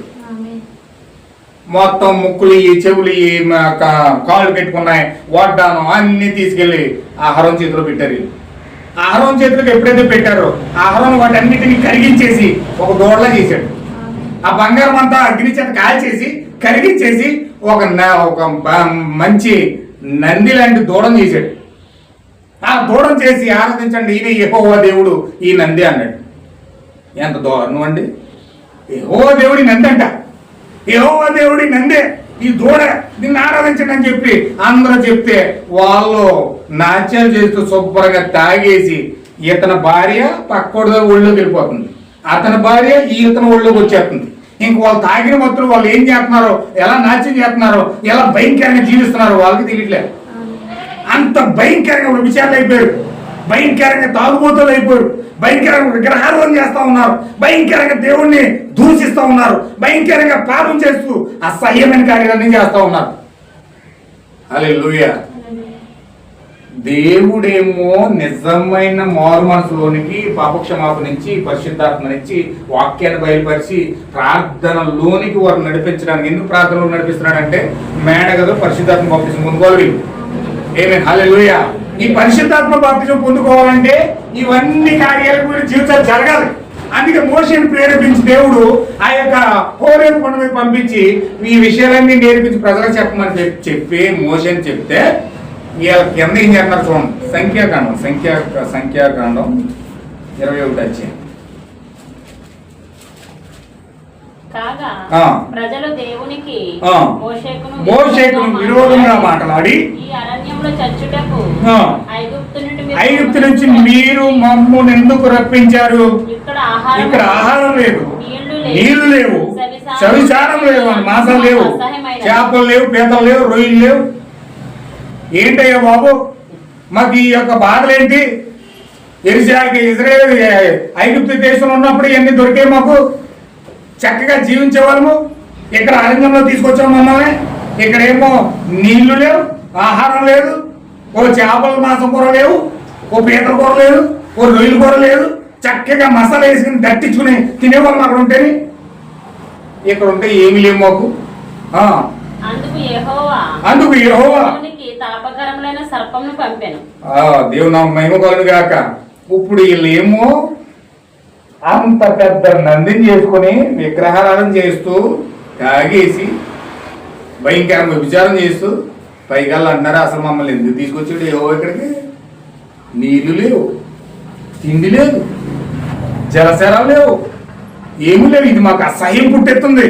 ఎందుకు ఈ మార్గంలో మోసే తీసుకొచ్చాడు మమ్మల్ని అని చెప్పి ఇలా తాగింది కాకుండా, తిరిగింది కాకుండా, వ్యభిచారాలు అయిపోయింది కాకుండా మళ్ళీ దేవుని యొక్క ప్రవర్తన మీద తిరగబడి వీళ్ళు రకరకాలుగా మాట్లాడుతున్నారండి. వీళ్ళు ఎంత భయంకరంగా మారుతుంది. ఇశ్రాయేల్ ప్రజలు సాక్షాత్తు దేవుని ప్రజలు, దేవుడు సృష్టించిన ప్రజలు. వీళ్ళు ఈ విధంగా ఉండి దేవుణ్ణి నిందిస్తూ ప్రవర్తన తిరగబడతారని చేస్తున్నారు వీళ్ళు. అప్పుడు దేవుడు కోపం వచ్చి ప్రజలకు ఏం చేశాడంటే తాపకరమైన సర్పాలు పంపాడు. ఎంత వస్తే అలా కరిసిన ఇమ్మీడియట్గా చచ్చిపోవడమే. అలాంటి పాములు పంపించాడు దేవుడు. పాములు వచ్చినప్పుడు అవి కరవడానికి కరిసేసినాయి. అవి ప్రజలను కరవగా ఇశ్రాయేలీయులు అనేకులు చనిపోయారు. కాబట్టి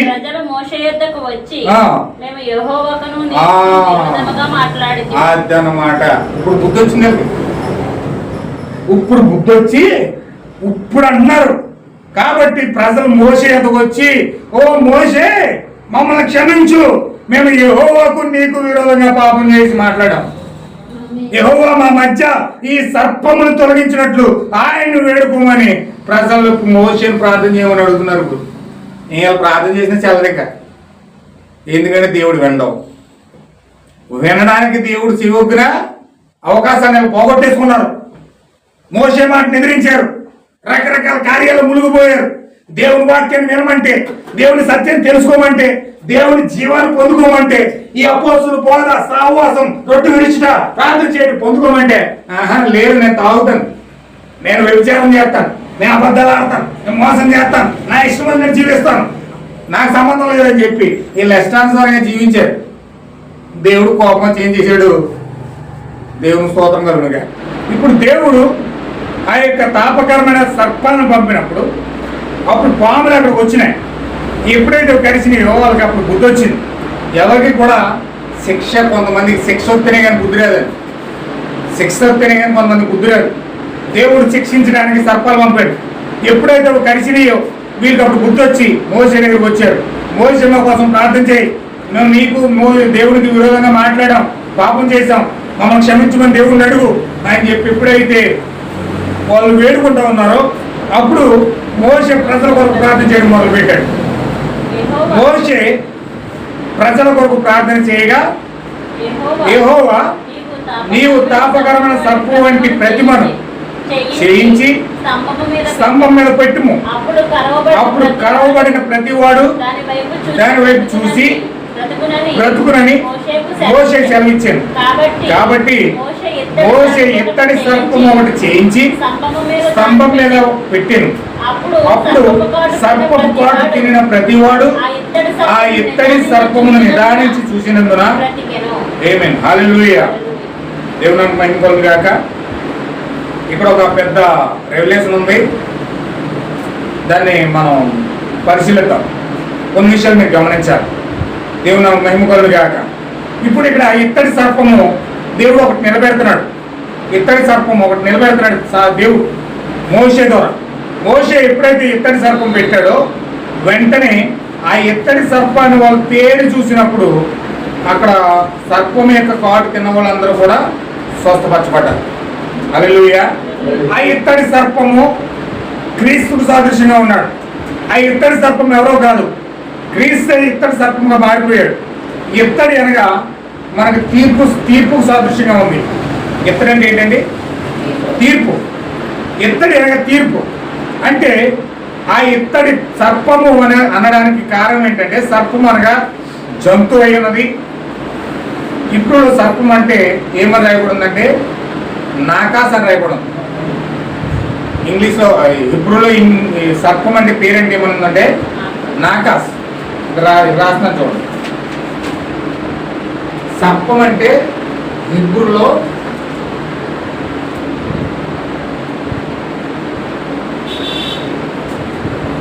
నాకాస్. నాకాస్ అనే అర్థం ఏంటంటే ఆత్మ లేని మనిషి. ఎవరండి? ఆత్మ లేని మనిషి అన్నమాట. అంటే పరిశుద్ధాత్మ లేని వ్యక్తి ఎవరైతే ఉన్నారో, పరిశుద్ధాత్మ ఎవరైతే పొందుకోలేదో వాళ్ళు నాకాస్ అయ్యారు అనమాట. అంటే సర్పం అంటే ఏదో పొట్ట మీద పాకే సర్పం కాదు. ఇది సర్పం అంటే పొట్ట మీద పాకే సర్పం కాదు. ఈ సర్పం అనగా నాకాస్ అనగా ఆత్మ లేని మనిషి. ఎవరైతే పరిశుద్ధాత్మ లేదో వాళ్ళు మనిషిలే కానీ వాళ్ళు కళ్ళు ఉన్నాయి, ముక్కు ఉన్నాయి, అందరు మనుషులాగానే వీళ్ళు కూడా మనుషులాగానే ఉన్నారు కానీ వీళ్ళకి ఆత్మ లేదు. హల్లెలూయా. ఏదేని తోటలో సర్పము కూడా అలాగే ఉంది, మనిషిలాగానే ఉంది కానీ ఆత్మ లేదు వాడికి. అందుకే ప్రతి మనిషి ఆత్మ లేని ప్రతి మనిషి కూడా జంతువుతో సమానం అన్నట్టు అవుతారు. ఎందుకు జంతువుతో సమానం అన్నాడంటే ఆత్మ లేదు కాబట్టి. అందుకే సర్పాన్ని ఆది కాలంలో జంతువు అని పిలిచాడు. ఆది కాలంలో సర్పం ఏమన్నాడండి?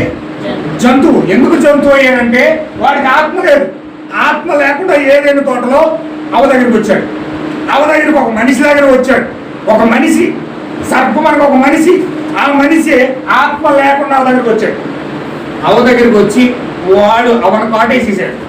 అవను ఎప్పుడైతే కాటేశాడో ఆ వాడిలో ఉన్న విషం అవలోకి ఎక్కేసింది. ఎప్పుడైతే అవలోకి ఆ విషం ఎక్కిందో ఆమె పాప అయిపోయింది.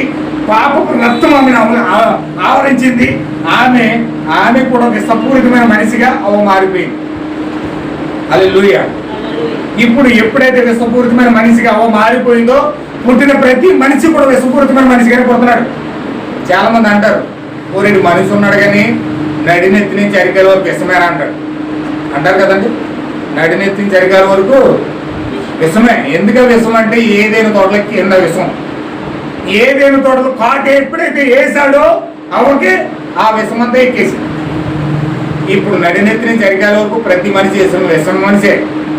చాలా పైకి చాలా మంచి రూపం కలిగి ఉన్నా, మంచి అందం కలిగి ఉన్నా, చక్కగా వస్త్రాలు కలిగి తీసుకున్నా, చక్కగా మంచి మంచి రూపాలు, ఎన్ని రూపాలు ఈ యొక్క పౌడర్ రాసినా, పేరెంట్ లవ్లీ రాసినా, లేకపోతే ఏవి ఉంటాయి కదండి, ఎన్ని రాసినా లోపల విషమే. హల్లెలూయా. ఎన్ని రుద్దినా మనిషికి లోపల విషం పోదు. పౌడర్ రాసినా, లేకపోతే పేరెంట్ లవ్లీ రాసినా, క్రీమ్లు ఎన్ని రాసినా రంగు మారుతుందేమో కానీ లోపల విషం మారదు. హల్లెలూయా. అయితే పుట్టిన ప్రతి వ్యక్తి కూడా అలాగే పుడతా ఉన్నాడు. పుట్టిన ప్రతి మనిషి కూడా అలాగే పుడతా ఉన్నాడు. అయితే ఇక్కడ జరిగేది ఏమిటంటే ఆ తాపకరమైన విషయం, ఆ తాపకరమైన సర్పాలు ఏదైనా తోటలో కాటు వేసింది కాబట్టి దేవుడు సర్పంగా మారిపోయి మళ్ళా ముళ్ళని ముళ్ళతోనే తీయాలి కాబట్టి దేవుడు సర్పంగా మారిపోయి కలువరి శిలువలోకి వెళ్ళాడు. ఆయన కూడా ఒక సర్పంలాగా వచ్చాడు, ఆయన కూడా ఒక నాకాసులాగా వచ్చాడు, ఆయన కూడా ఒక నాకాసులోకి వచ్చి రూపాంతరకొండ మీద ఆత్మ పొందుకున్నాడు. రూపాంతరకొండ మీద ఎప్పుడైతే ఆత్మ పరిశుద్ధాత్మ పొందుకున్నాడో పరిశుద్ధాత్మ పూర్ణుడై ఇప్పుడు ఆయన నాకాసులా కాకుండా ఆత్మ కలిగిన వ్యక్తిగా దేవుని యొక్క సంపూర్ణమైన మానవుడిగా ఇప్పుడు సిలువలోకి వెళ్తా ఉన్నాడు. ఇప్పుడు ఆయన తీర్పు తీర్చాడు సిలువలో. ఆయన తీర్పు తెచ్చబడింది. నీ పాపం నా పాపం ఆయన మీద పడిపోయింది, నీ వ్యభిచారం నా వ్యభిచారం ఆయన మీద పడిపోయింది, నీ మాపు చూపులు నా మాపు చూపులు ఆయన మీద పడిపోయినాయి, నీ చెడు తలంపులు నా చెడు తలంపులు ఆయన మీద పడిపోయినాయి, నీ పాపం నా పాపం ఆయన మోసుకెళ్తూ వెళ్ళిపోయాడు. ఇప్పుడు తీర్పు అంతా ఆయన మోస్తున్నాడు, తీర్పు అంతా ఆయన బలైపోతున్నాడు. ఎత్తడిగా మారిపోయాడు ఆయన. సిలువలు ఎలా మారిపోయాడండి? ఎత్తడిగా మారిపోయాడు. ఎత్తడంటే అర్థమంటే తీర్పు. ఇప్పుడు నీ పాపం నా పాపం యొక్క తీర్పు అంతా కూడా ఎవరు భరిస్తున్నారండి? యేసుక్రీస్తు భరిస్తున్నాడు. ఇప్పుడు ఎవరైతే ఆ ఎత్తడి సర్పం వైపు తేరి చూస్తారో, మోషే ఎందుకు నిలబెట్టమన్నాడంటే ఇప్పుడు మోషే క్రీస్తు ప్రతినిధిగా ఉన్నాడు. ఆయన ఎందుకు ఎత్తడి సర్పాన్ని నిలబెడుతున్నాడంటే పరిశుద్ధాత్మ ప్రతినిధిగా ఉన్నాడు ఆయన. మోషే పరిశుద్ధాత్మ ప్రతినిధి. ఇప్పుడు ఈ పరిశుద్ధాత్మ ఎత్తడి సర్పాన్ని నిలబెడుతుంది. ఇక్కడ మీరు పాయింట్ క్యాచ్ చేయాలి, జాగ్రత్తగా క్యాచ్ చేయాలి, జాగ్రత్తగా పట్టుకుంటే అర్థమవుతుంది. ఇప్పుడు పరిశుద్ధాత్మ ఏం చేస్తుందంటే ఎత్తడి సర్పాన్ని నిలబెడుతుంది. ఎత్తడి సర్పాన్ని ఎప్పుడైతే నిలబెట్టిందో ఆ వ్యక్తి ఎప్పుడైతే ఎత్తడి సర్పాన్ని తేరి చూశాడో, ఆ సర్పాన్ని తేరి చూశాడో, ఇప్పుడు ఆ యొక్క విషమంతయు కూడా, ఆ మనిషిలోకి ఎక్కిన విషమంతయు కూడా దిగిపోతా ఉంది. దేవుడు నాకు మహిమపరుడు కాక. మనిషిలో విషం ఉంది, పాపం ఉంది, భయంకరమైన కల్మసమంతా ఉంది, భయంకరమైన తాగుడు ఉంది, విచారం ఉంది, పాపం ఉంది, అతిక్రమం ఉంది, బూతులు ఉన్నాయి, రకరకాల కార్యక్రమాలన్నీ కూడా నరాల్లో విషమెక్కేసి ఉన్నాయి.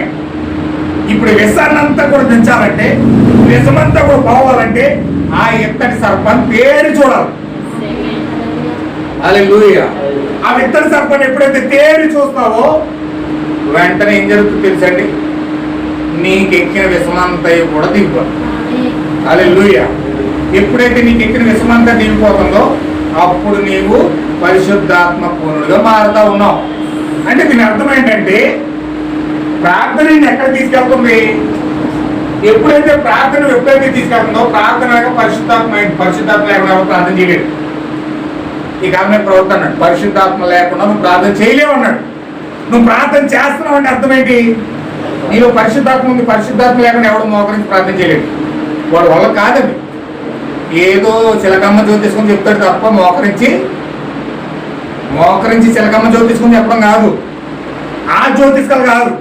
నిజమైన రియల్ ప్రార్థన చేయాలంటే, నిజమైన ప్రార్థన చేయాలంటే పరిశుద్ధాత్మ కావాలి. ఎవరైతే పరిశుద్ధాత్మ పొందుకుని బయలుపరచబడి వాక్యంతో ప్రార్థన చేస్తారో వీళ్ళకి పరిశుద్ధాత్మ ప్రతినిధిగా ఉండి ఇప్పుడు నీ పాపాన్నంతా కూడా కల్వరి శిలువలో దేవుడు ఎలా మోసుకెళ్తున్నాడో చూపిస్తాడు. ఆమేన్. హల్లెలూయా. నీ పాపాన్నంతా కల్వరి శిలువలో ఎలా మోసుకెళ్తున్నాడు, ఆ ఇత్తడి సర్పం నీ కొరకు ఎలా ఎత్తబడిందో, ఎలాగైతే దేవుడు నీ కొరకు ముళ్ళకిళ్ళను ధరించాడు, ఎలాగైతే మేకలు వేయించుకున్నాడు, ఎలాగైతే ఉమ్ములు వేయబడ్డాడు, ఎలాగైతే అవమానపరచబడ్డాడు, ఇవన్నీ కూడా పరిశుద్ధాత్మ నీ కొరకు చేయబడిన ప్రాణత్యాగం పరిశుద్ధాత్మ తేటగా చూపిస్తుంది. హల్లెలూయా.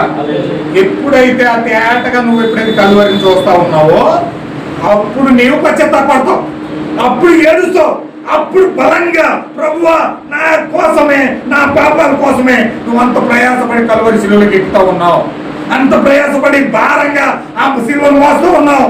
నాకెత్తవలసిన ముందు కిరీటం నువ్వు పెట్టించుకున్నావు, నాకే ఇవ్వాల్సిన మేకులు నీకే పడ్డాయి, నాకెందుకు వేయవలసిన ఉమ్ములు నువ్వు వేయించుకున్నావు, నేను పడవలసిన బాధ అంతా కూడా నువ్వు పడ్డావు.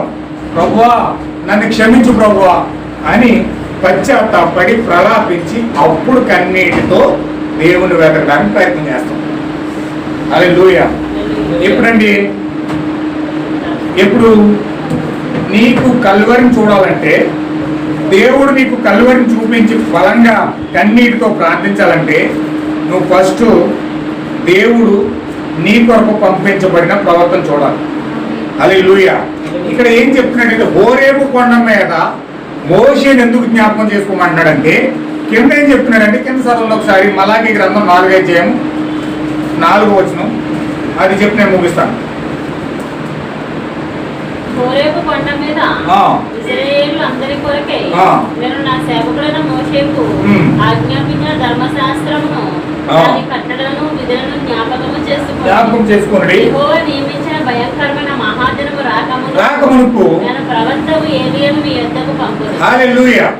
అంటే దేవుడు హోరేబు కొండ మీద మోషేని ఎలాగైతే పంపించి ఇశ్రాయేలు ప్రజలకి ప్రాసెస్ నేర్పించడానికి మోషే పంపించాడు, జ్ఞాపకం చేసుకోమంటున్నాడు. ఎందుకు జ్ఞాపకం చేసుకోమంటున్నాడంటే అంచె దినాల్లో యెహోవా నియమించిన భయంకరమైన ఆ ఉగ్రత దినం రాకమునుపు, 3వ ప్రపంచ యుద్ధం రాకమునుపు దేవుడు ప్రవక్త అయిన ఏలీయాను పంపిస్తున్నాడు. ఇప్పుడు ఏలియా వచ్చి ఇప్పుడు అపోస్తుల దగ్గరికి తీసుకెళ్తాడు. ఏలియా వచ్చి సహవాసం అని చెప్తాడు. ఏలియా వచ్చి రొట్టె విడిచి చెప్తాడు. ఏలియా వచ్చి ప్రార్థన ఎలా చేయాలో నేర్పిస్తున్నాడు. హల్లెలూయా.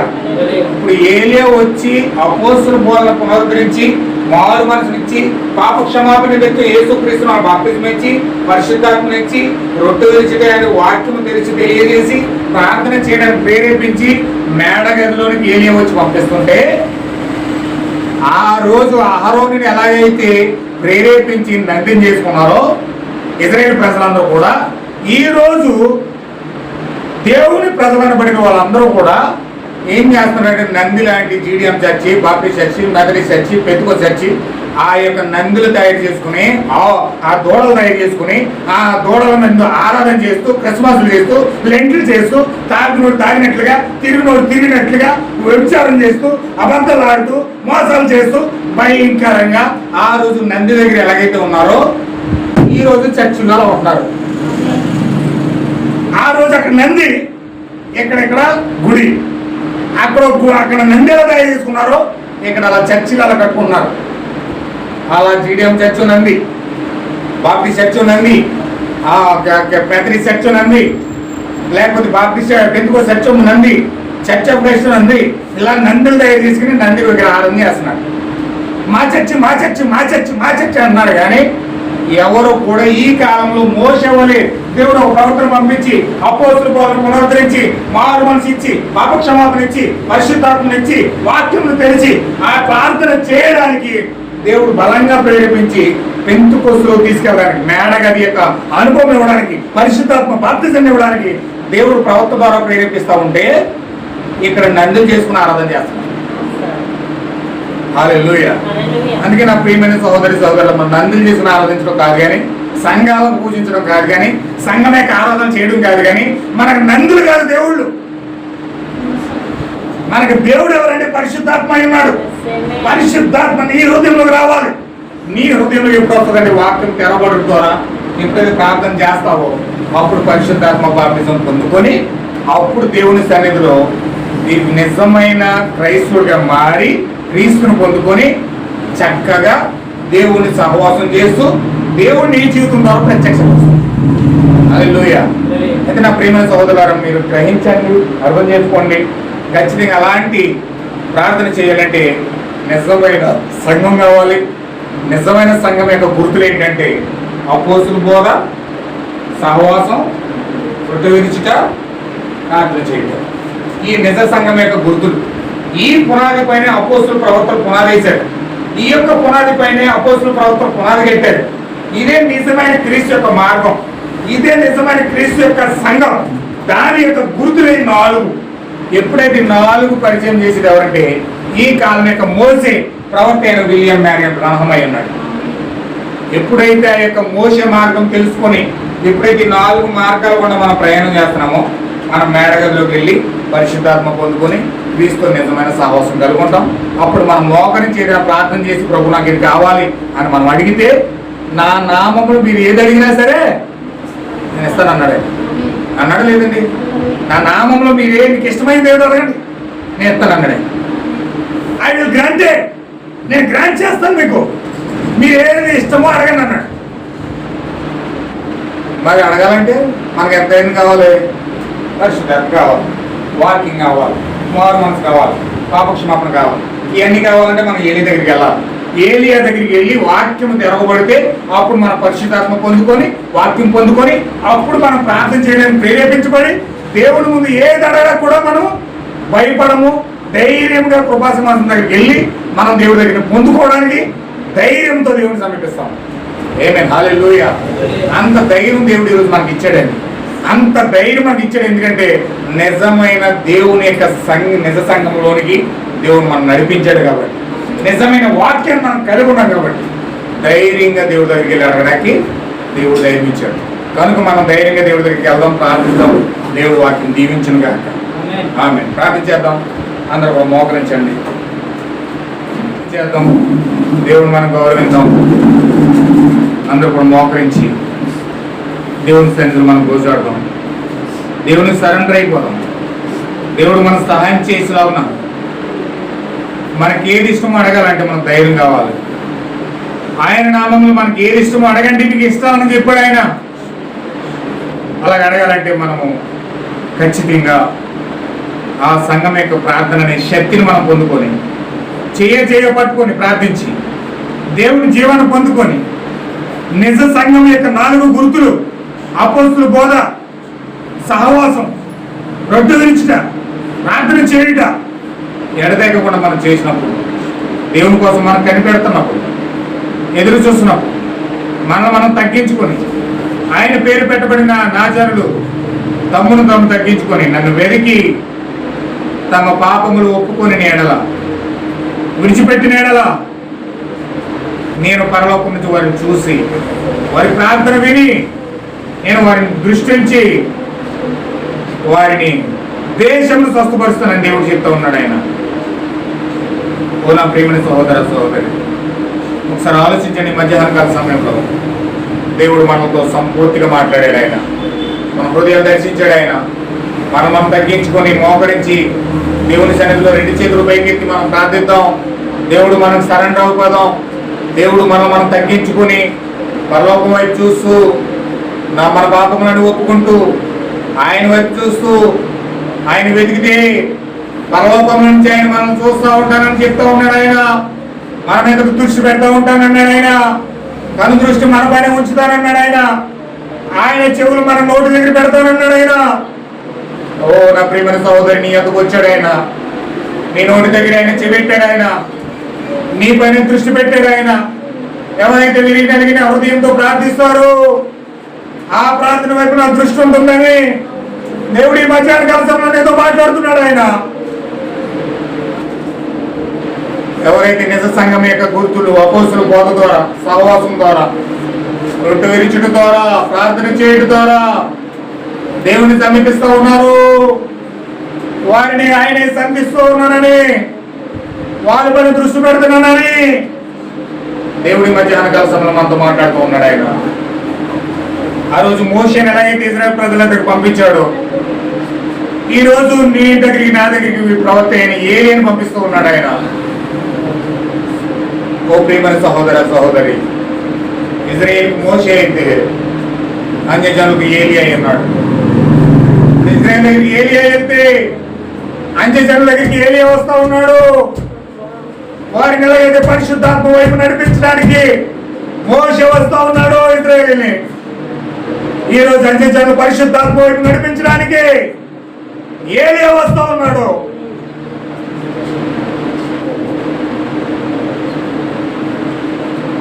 ఆయన యొక్క జీవితంలోని పరిశుద్ధాత్మ బాప్తిజంలోనికి మనం ఎప్పుడైతే పరిపూర్ణంగా నడిచి వెళ్తా ఉన్నామో అపోస్తుల బోధ, మారు మనసు, పాప క్షమాపణ నిమిత్తం ప్రతివాడు యేసుక్రీస్తు బాప్తిజం పొంది పరిశుద్ధాత్మ వారు పొందుకుంటా ఉన్నారు.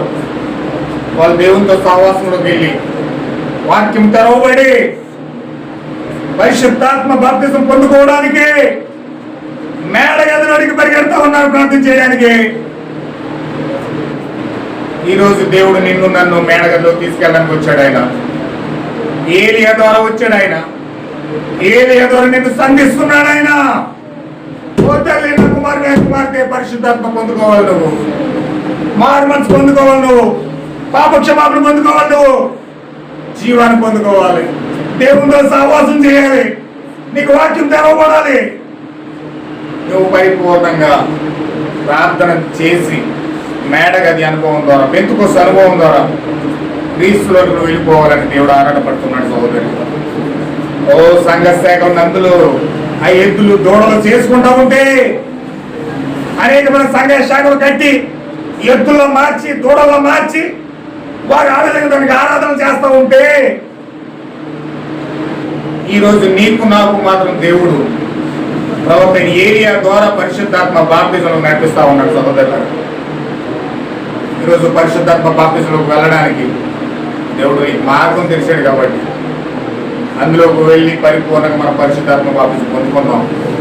మనకు కావాల్సింది అందులో దూడలు కాదు, సంఘ శాఖలు కాదు, మనకు కావాల్సింది సంఘాలు కాదు, పరిశుద్ధాత్మ కావాలి. పరిశుద్ధాత్మ బాప్తిజం పొందుకోవాలి. దాని కొరకు నేను పశ్చాత్తాపడతా ఉన్నాను. దాని కొరకు నన్ను నేను తగ్గించుకుని ఒప్పుకుంటా ఉన్నాను. అయ్యో ఎలాగైతే బూడిలోకి వచ్చి తను తాను తగ్గించుకుని పశ్చాత్తాపడతా ఉన్నాడు. ఈరోజు నేను కూడా పశ్చాత్తాపడతా ఉన్నాను ప్రభువా. నేను కూడా ప్రయాసపడతా ఉన్నాను తండ్రి. నేను కూడా నన్ను నేను తగ్గించుకుంటున్నాను ప్రభువా.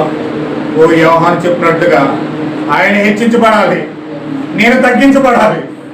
ఓ నేను చెప్తా ఉన్నాను ప్రభువా, నీవే నా జీవితంలో హెచ్చించబడాలి, నేను తగ్గించబడాలి ప్రభువా. నన్ను నేను తగ్గించుకుంటున్నాను ప్రభువా, నన్ను నేను తగ్గించుకుంటున్నాను ప్రభువా. నువ్వు నాలోకి రా ప్రభువా, నా జీవితంలోకి రా ప్రభువా.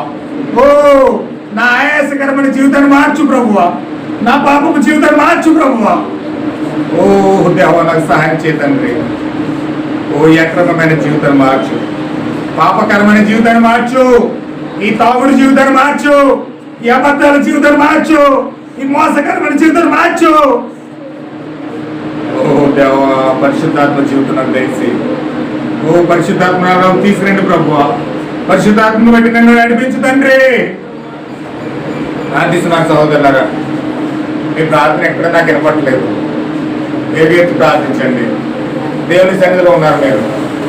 ఎవరికి ఇవ్వాలని అవకాశం దేవుడు మీకు ఇచ్చాడు. ఈరోజు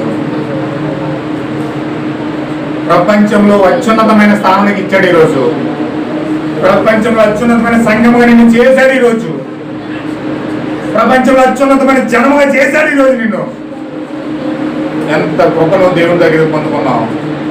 ఎలుగెత్తి ప్రార్థించు. ఓ నా కుమారుడను ప్రార్థిస్తున్నావా, నా కుమార్తె ప్రార్థిస్తున్నావా? దేవుడు నిన్ను తడతా ఉన్నాడు. ఈరోజు దేవుడు ఈరోజు నిన్ను తడతా ఉన్నాడు. నిజముగా దేవుడు నిన్ను తడతా ఉన్నాడు. ఓ పరిశుద్ధాత్మ బాప్తిజం ఇవ్వడానికి నిన్ను తడతా ఉన్నాడు. ఆయన పరిశుద్ధాత్మ ఇవ్వడానికి తడతా ఉన్నాడు నిన్ను. లోకం నుంచి ప్రత్యేకపరిచాడు నిన్ను. లోకం నుంచి, పాపం నుంచి, తాగుడు నుంచి, వ్యభిచారం నుంచి విడిపిస్తున్నాడు నిన్ను. ఓ దేవానికి స్తోత్రములు ప్రభువా. ఓ దేవానికి సహాయం చేయండి ప్రభువా. ఓ పాపకరమైన సర్పాలను కాటేసినాయి ప్రభువా. ఓ దాపకరమైన సర్పాలను కాటేయడం వల్ల విషపూరితమైన మనిషిగా మారిపోయిన ప్రభువా. స్వార్థము, అసూయ, ద్వేషము, కలహాలు, అబద్ధాలు, మోసాలు వెంటాడుతున్నాయి ప్రభువా. ఇవన్నిటి నుంచి నేను తప్పించుకోవాలండి. ఓ నేను ప్రార్థనతో పరిశుద్ధాత్మ పొందుకొని ఓ నీ కలవరి వైపు చూడాలి ప్రభు. ఆ కలవరి వైపు ఎత్తడి సర్పంగా మారిన నిన్ను చూడాలి ప్రభు. ఓ నిన్ను చూసినప్పుడు నా యొక్క విషపూరితమైన మనిషినిగా ఉన్న నేను, ఓ నిలువెల్లా సర్పంగా ఉన్న నేను మారడానికి దేవుడు సహాయం చేస్తా ఉన్నావు ప్రభువా. ఓ నీ రక్తం వచ్చి నన్ను కడుగుతుంది ప్రభువా. నా పాప భారం మోసుకెళ్ళిపోయావు తండ్రి. నా శాపమంతా మోసుకెళ్ళిపోయావు ప్రభువా. ఓ నీ ఎందుకు వస్తా ఉన్నా తండ్రి. నన్ను మార్చు ప్రభువా, నన్ను మార్చు తండ్రి. నాకు సహాయం చేయండి ప్రభువా. ఓ లార్డ్ హల్లెలూయా, హల్లెలూయా, హల్లెలూయా. ఓ దేవానికి స్తోత్రము తండ్రి. హల్లెలూయా, హల్లెలూయా. ఓ మైటీ లార్డ్ హల్లెలూయా, జీసస్ హల్లెలూయా. ఓ లార్డ్ హల్లెలూయా, హల్లెలూయా, హల్లెలూయా. ప్రార్థిస్తున్నట్టు సహోదరు, ప్రార్థిస్తున్నారు సహోదరా. దేవుడు మీకు అత్యున్నతమైన సమయం ఇచ్చాడు ఈరోజు. ఓ అద్భుతమైన సమయం ఇచ్చాడు ఈరోజు. అద్భుతమైన స్వరాన్ని వినిపించాడు ఈరోజు. ఓ హల్లెలూయా, హల్లెలూయా. ఎంత ఎంత అద్భుతమైన కృపా, ఎంతో మధురమైన స్వరం, ఎంత అద్భుతమైన కృపా, ఎంతో మధురమైన స్వరం, నా వంటి పాపిని ప్రేమించెను, నా వంటి నీకుని రక్షించెను, నా వంటి పాపిని ప్రేమించెను, నా వంటి నీకుని రక్షించెను. కృపా కృపా కృపా కృపా కృపా కృపా, ఎంత అద్భుతమైన గొప్ప చూపే ఈరోజు. కృపా కృపా కృపా, నీ కృపా నీ కృపా నీ కృపా నీ కృపా, ఎంత అద్భుతమైన కృపా, ఎంతో మధురమైన స్వరం, ఎంత అద్భుతమైన కృపా, ఎంతో మధురమైన స్వరం, నా హృదయమునకు భయమును నేర్పినది కృపయే, నిస్సహాయ స్థితిలో బలపరచినది కృపయే, నా హృదయమునకు భయమును నేర్పినది కృపయే, నిస్సహాయ స్థితిలో బలపరచినది కృపయే. కృపా కృపా కృపా, ఏమా కృపా కృపా కృపా, నీ కృపా నీ కృపా నీ కృపా నీ కృపా, ఎంత అద్భుతమైన కృపా, ఎంతో మధురమైన స్వరం, ఎంత అద్భుతమైన కృపా, ఎంతో మధురమైన స్వరం, నా వంటి పాపిని ప్రేమించెను, నా వంటి నీకుని రక్షించెను, నా వంటి పాపిని ప్రేమించెను, నా వంటి నీకుని రక్షించెను. కృపా కృపా ఓ లార్డ్, కృపా కృపా కృపా కృపా కృపా, ఏమా కృపా కృపా కృపా, నీ కృపా నీ కృపా నీ కృపా నీ కృపా, ఎంత అద్భుతమైన కృపా, ఎంతో మధురమైన స్వరం, ఎంత అద్భుతమైన కృపా, ఎంతో మధురమైన స్వరం, ఎంతో మధురమైన స్వరం, ఎంతో మధురమైన స్వరం. ఓ నా ప్రియమైన సహోదర సహోదరి, అద్భుతమైన స్వరం వినిపించాడు ఈరోజు. అద్భుతమైన స్వరం దేవుడు మాకు వినిపించాడు. ఆయన అది కృప ద్వారానే మనకి వినపడింది. అద్భుతమైన కృప అది. దేవుడు ఈరోజు అద్భుతమైన కృప ద్వారా ఈరోజు మారు మనసు పొందుకొని, పాపక్షమాపణ పొందుకొని, ప్రతివాడు పరిశుద్ధాత్మ పొందుకొని, దేవునితో సహవాసం ద్వారా వాక్యము తెరవబడడం ద్వారా, దేవుడు ప్రార్థన చేయడం ద్వారా, ఎడతెగని ప్రార్థనతో దేవుడు పరిశుద్ధాత్మ బాప్తిజం తీసుకెళ్తాడు. సహోదరి, నిజంగా పరిశుద్ధాత్మ బాప్తిజం పొందుకోవాలని ఆతృతతో దేవుణ్ణి వెతికితే ఆ పరిశుద్ధాత్మ బాప్తిజం పొందుకోవాలని నీవు మోకరించి ఎప్పుడైతే నీకు ఇష్టమైంది అడిగావో దేవుడు దాన్ని ఇమ్మీడియట్లుగా శాంక్షన్ చేసి దేవుడు ఆయన ఉన్నాడు. మీకు ఏది ఇష్టం అడగండి, దాన్ని మీకు ఇస్తానని చెప్పాడు ఆయన. ఖచ్చితంగా అటువంటి స్థితిలో మనం వెళ్ళాలి. అందుకొరకు మనం ప్రార్థించేద్దాం.